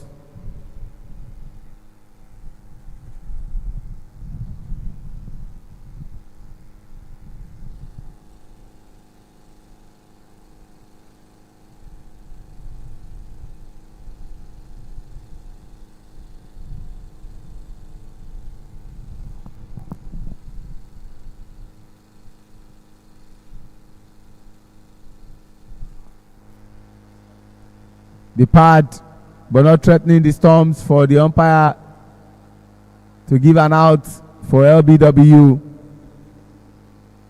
For one more good ball to be bowled, that will be the end of the 16th over. They just need to find a way to cross to the 100 mark at this point in time. Probably a 6 is definitely going to help his side, because if they get to 100 and they have 4 overs to bowl to, that might probably give them a bit of a momentum. A bit of a buy, and what if you're gonna go, you have to move. It's not his call. I'm person of mark. That was Mahesh's call. If you're gonna take the run, you take it. It takes 2 to communicate. But with that buy, we should come to the end of the 16th over. It's 93.45. I don't think at this point there is gonna be any way that LACC might get themselves back. Look at what is required, 55 off 24 balls. If you were to be the Tata Indian Premier League, or talk about the current World Cup going on in India and Sri Lanka, you say some batters can just get into their marauding self and continue to hit those boundaries. But with what I'm seeing of Mahesh and Mark, they are struggling to strike the boundaries. Their current run rate is 5.81, and what is required is 13.75. It looks like in every over you need a maximum and a boundary. When Sheon says the maximum and the boundary, a lot of people will be asking what is the difference between the maximum and the boundary. The maximum is a 6 and the boundary he's referring to is a 4. So it means technically, if you're going to put it in a layman's term, they are all trying to, maybe I should correct myself. Put it in clearing defense. Exactly. Clearing defense and then scoring 4 runs. Run out chance. And of course, will the finger go up? No, the finger did not go up. The fielder slept on it. He slept on that.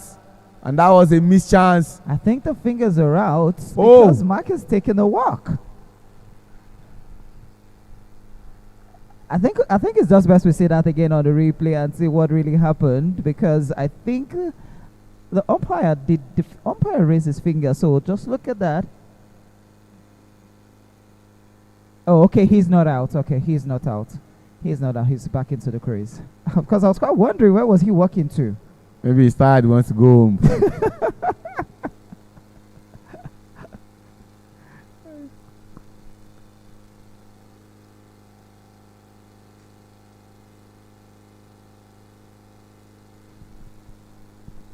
But I'm sure at the back of his mind he feels disappointed with that call from Mahesh, because he felt there was no run needed for that ball. But a run is a run. You need to get the runs on the board. You need to keep ticking the board. 23 balls is what is left, and you have a tall order 54. Just the run rates for the ball. Sheon said it was 13.81. Now is at 14.04. Well, that's what happens when you don't do the right thing at the right time. You eventually do the right thing at the wrong time. Now they want to start clearing defense. But this might raise for, but no, and just 1. 2 runs taken off that ball. At this point in time, it's a gamble between the bat and the ball for LACC. They're going to be flashing their bat and making sure that everything just goes according to plan. But I don't see any way they're going to get all these things right, because at this rate, they might be losing more wickets than they expected.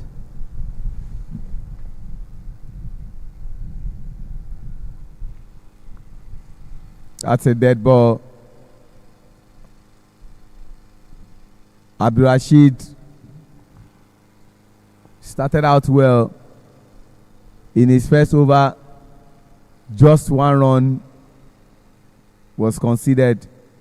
Came back in the second over, and then it was a different thing entirely. A sharp contrast to what we saw. And now he has an opportunity to claim a wicket.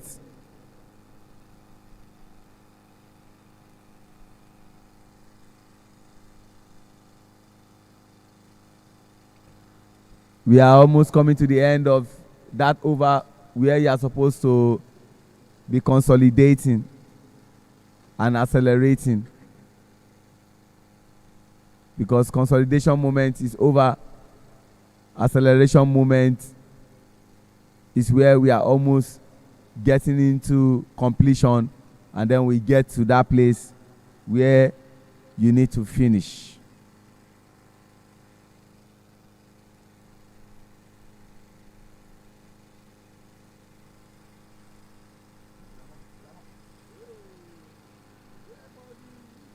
Ramon gets it. Ramon gets that wicket. And out goes Mahesh.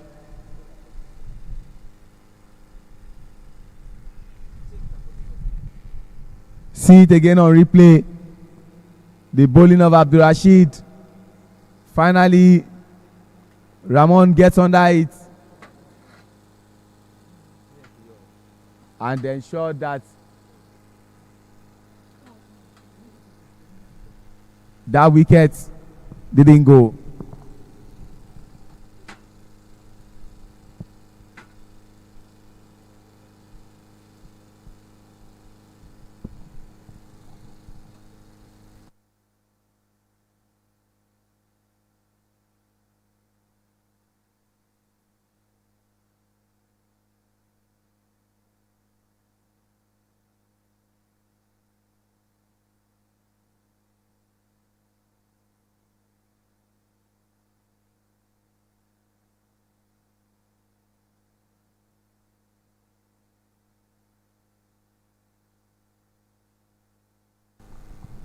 Surprised to see Jay Gozaka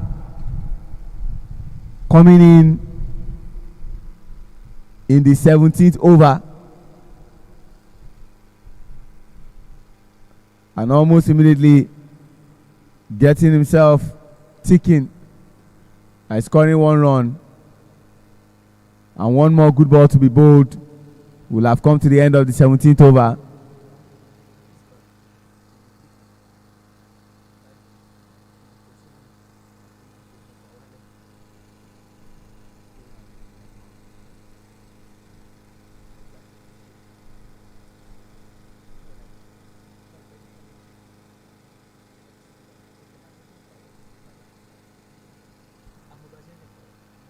Ladies and gentlemen,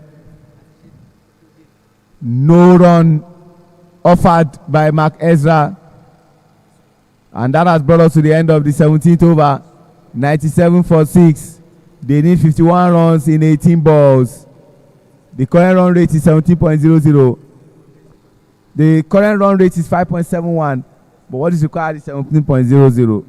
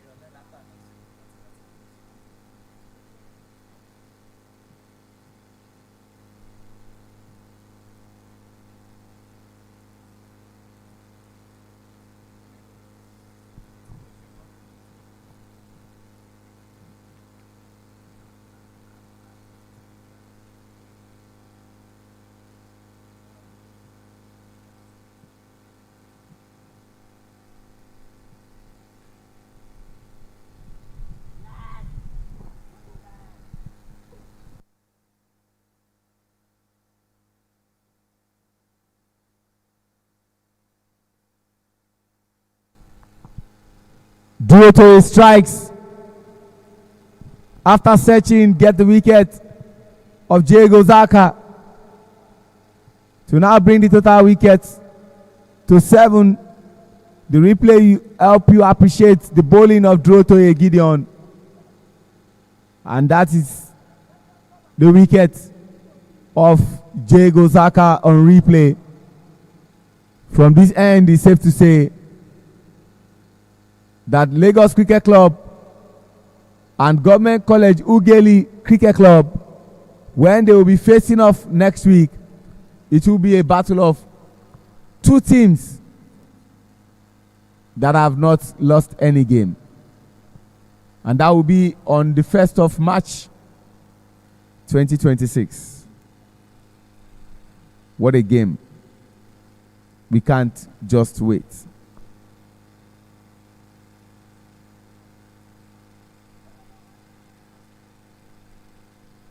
Just one run. And now it's Rohit that is in batting. We are now in the period where they are supposed to finish. So there are only 3 types of finishes. Finish with the ball. Finish by batting strong. And then the last finish, the game will definitely finish. An opportunity, missed chance by Abdul Rashid. Bad day at the office.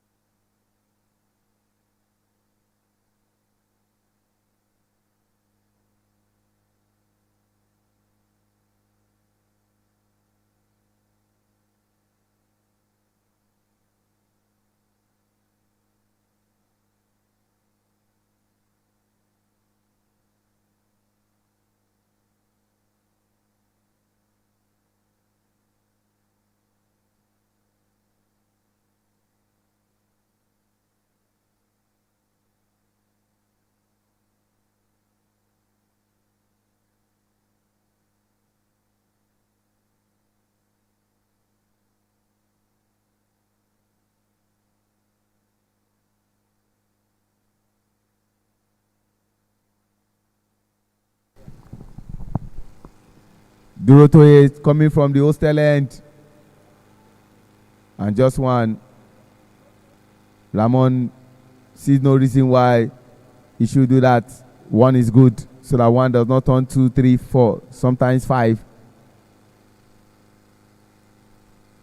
99, they are on, and that 1 run made it 100.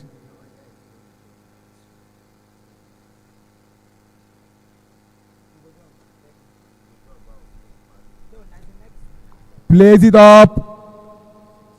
And ladies and gentlemen, when he would look as if he was going to catch it, the ball went for a maximum. And many more maximum is what they would want. See it again on replay. That was beautiful to see. Coming from the stables of Mark Exra. 106 for 7. 18 overs gone. 42 runs in 12 balls.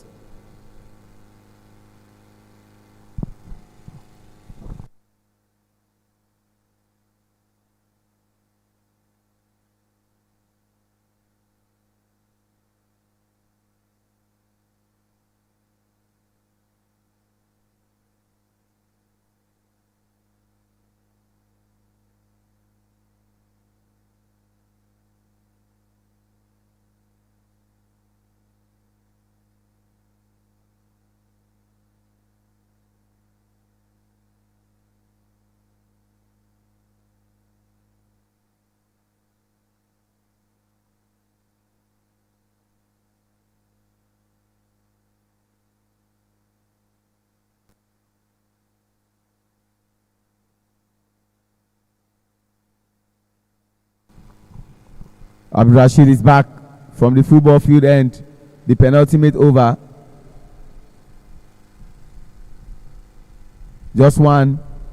They won't mind so long as they don't get the boundaries that they require.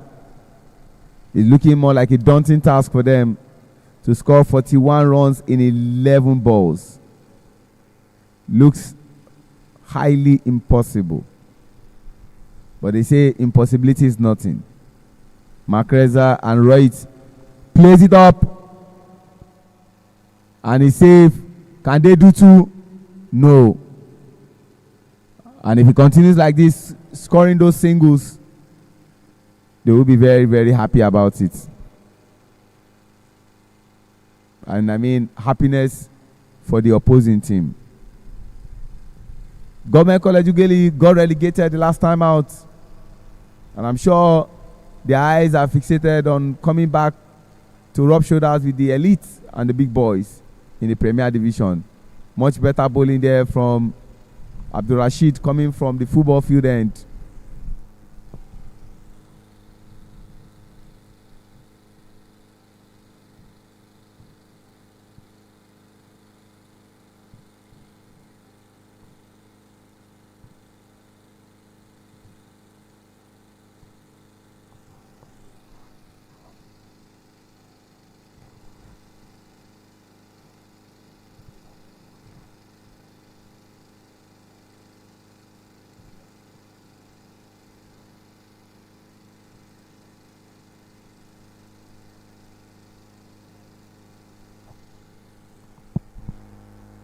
Two more good balls.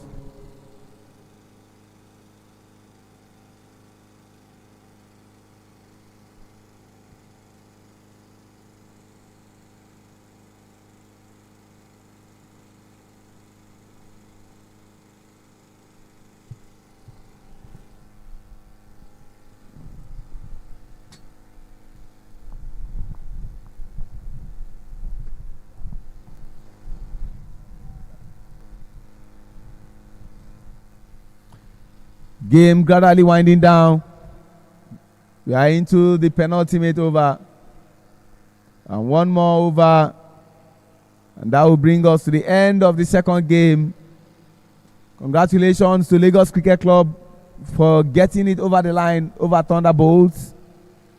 And it's almost safe to say congratulations in advance to Government College UGHELI as they are about to defeat their opponent, Lagos Asians Cricket Club. Run out chance, but run out opportunity missed. And that sets it up nicely for what next weekend looks like I said.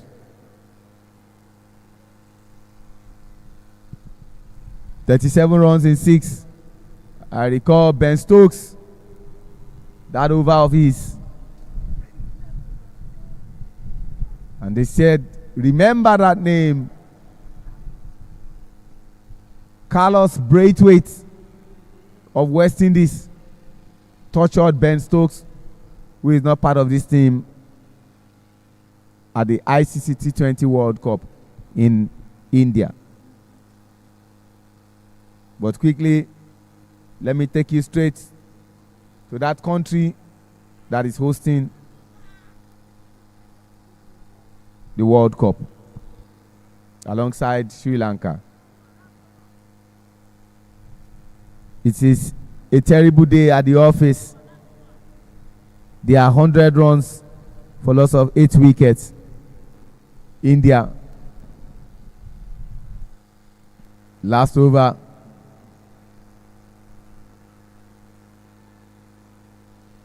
Umpire says, let's get on with the game. I am not down for this. God's favor has favored this team today.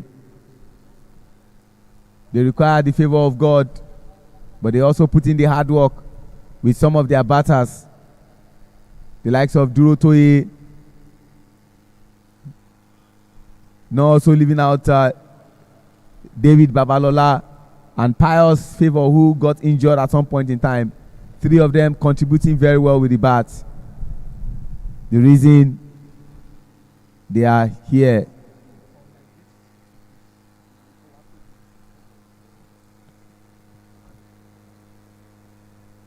Four more good balls to be bowled. They are 112 for loss of 7 wickets. Oh, much better. 3 more good balls and nothing will happen anymore. Congratulations, Government College UGHELI.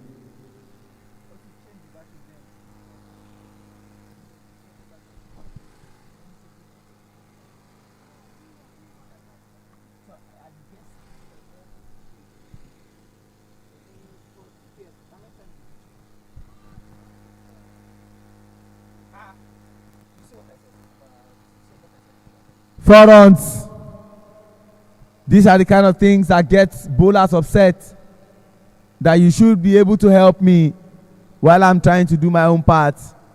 And see that, how did he do that?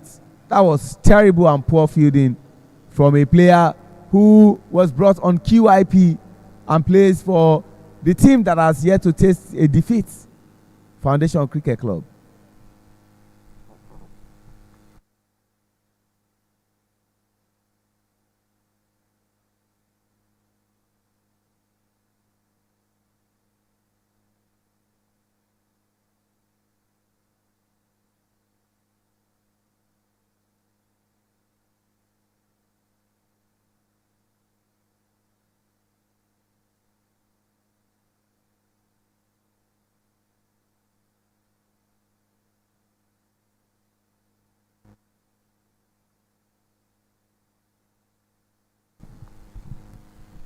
That was classy. 4 runs to end the game. Mark Ezra eventually finishing up 22 of 23 balls. At the end of the day, Government College UGHELI Cricket Club won by 27 runs. But big shout out must go to Ramon Adelakun, who looks like the man who is leading them from the front. He brought his experience to the fore. That precious wicket of Afros was the turning point in that game. And look at it again, the summary of how it all panned out. Government College UGHELI batted first, scored 147 runs for loss of 5 wickets in 20 overs. Big shout out to Durotoye Gideon, who scored 55 runs off 44 balls. Pius Favour, before getting injured, scored 34 runs in 27 balls. David Babalola scored 33 runs off 26 balls. And for bowling, Matthias Devadaya got 2 wickets for 18 runs in 4 overs, which is a replica of what Jay Gozaka also achieved, 2 wickets for 18 runs in 4 overs. And Lagos Asians Cricket Club in the second innings scored 120 runs for loss of 7 wickets in 20 overs. Afros Alam, the captain of the side, leading from the front, 23 runs from 20 balls. Mark Ezra, 22 from 23 balls. And Koshid Khan, 14 runs off 11 balls. Top for the bowling, Ramon Adelakun, 2 wickets for 26 runs in 4 overs. Abdurrashid Abdurrahman, 1 wicket for 19 in 4 overs. And Elijah Saturday Jimmy, 1 wicket for 10 runs in 4 overs, with Government College UGHELI Cricket Club winning by 27 runs. And so, big shout out to our 2 umpires for today, umpire Wale Adekoya and umpire Rickson Tete. And of course, we cannot forget our match ref for today, and of course the media manager of the Nigerian Cricket Federation, Zilibe. Big shout out to Endurance of FEB, who was here, had to go and attend to pressing matters. Big shout out to my brother and my friend Abami Ayonisi for a great job done from the first game between Thunderbolt Cricket Club and Lagos Cricket Club. And big shout out to all those who were behind the camera in ensuring that what we saw was beautiful to the world to see. We'll return next week, Sunday, by God's grace, the very first day in the month of March, where we'll be looking at who goes to the Premier Division. We have a blockbuster fixture. Every fixture is still very much important. But as we speak, 2 teams are on 1 point, Thunderbolt Cricket Club and Lagos Asians Cricket Club, while 2 teams are on 3 points, Lagos Cricket Club and Government College UGHELI. And guess what?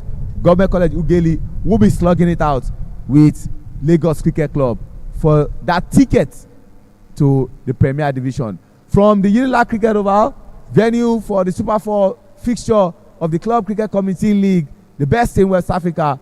From my brother and my friend Abami Anusi, Entrance of FEM, my name is Alua Shiwajidagba. Adios amigos, gracias, obrigado, siabronga, shukran, murakoze, nagode. Thank you, God bless you. See you on March 1st. Bye for now.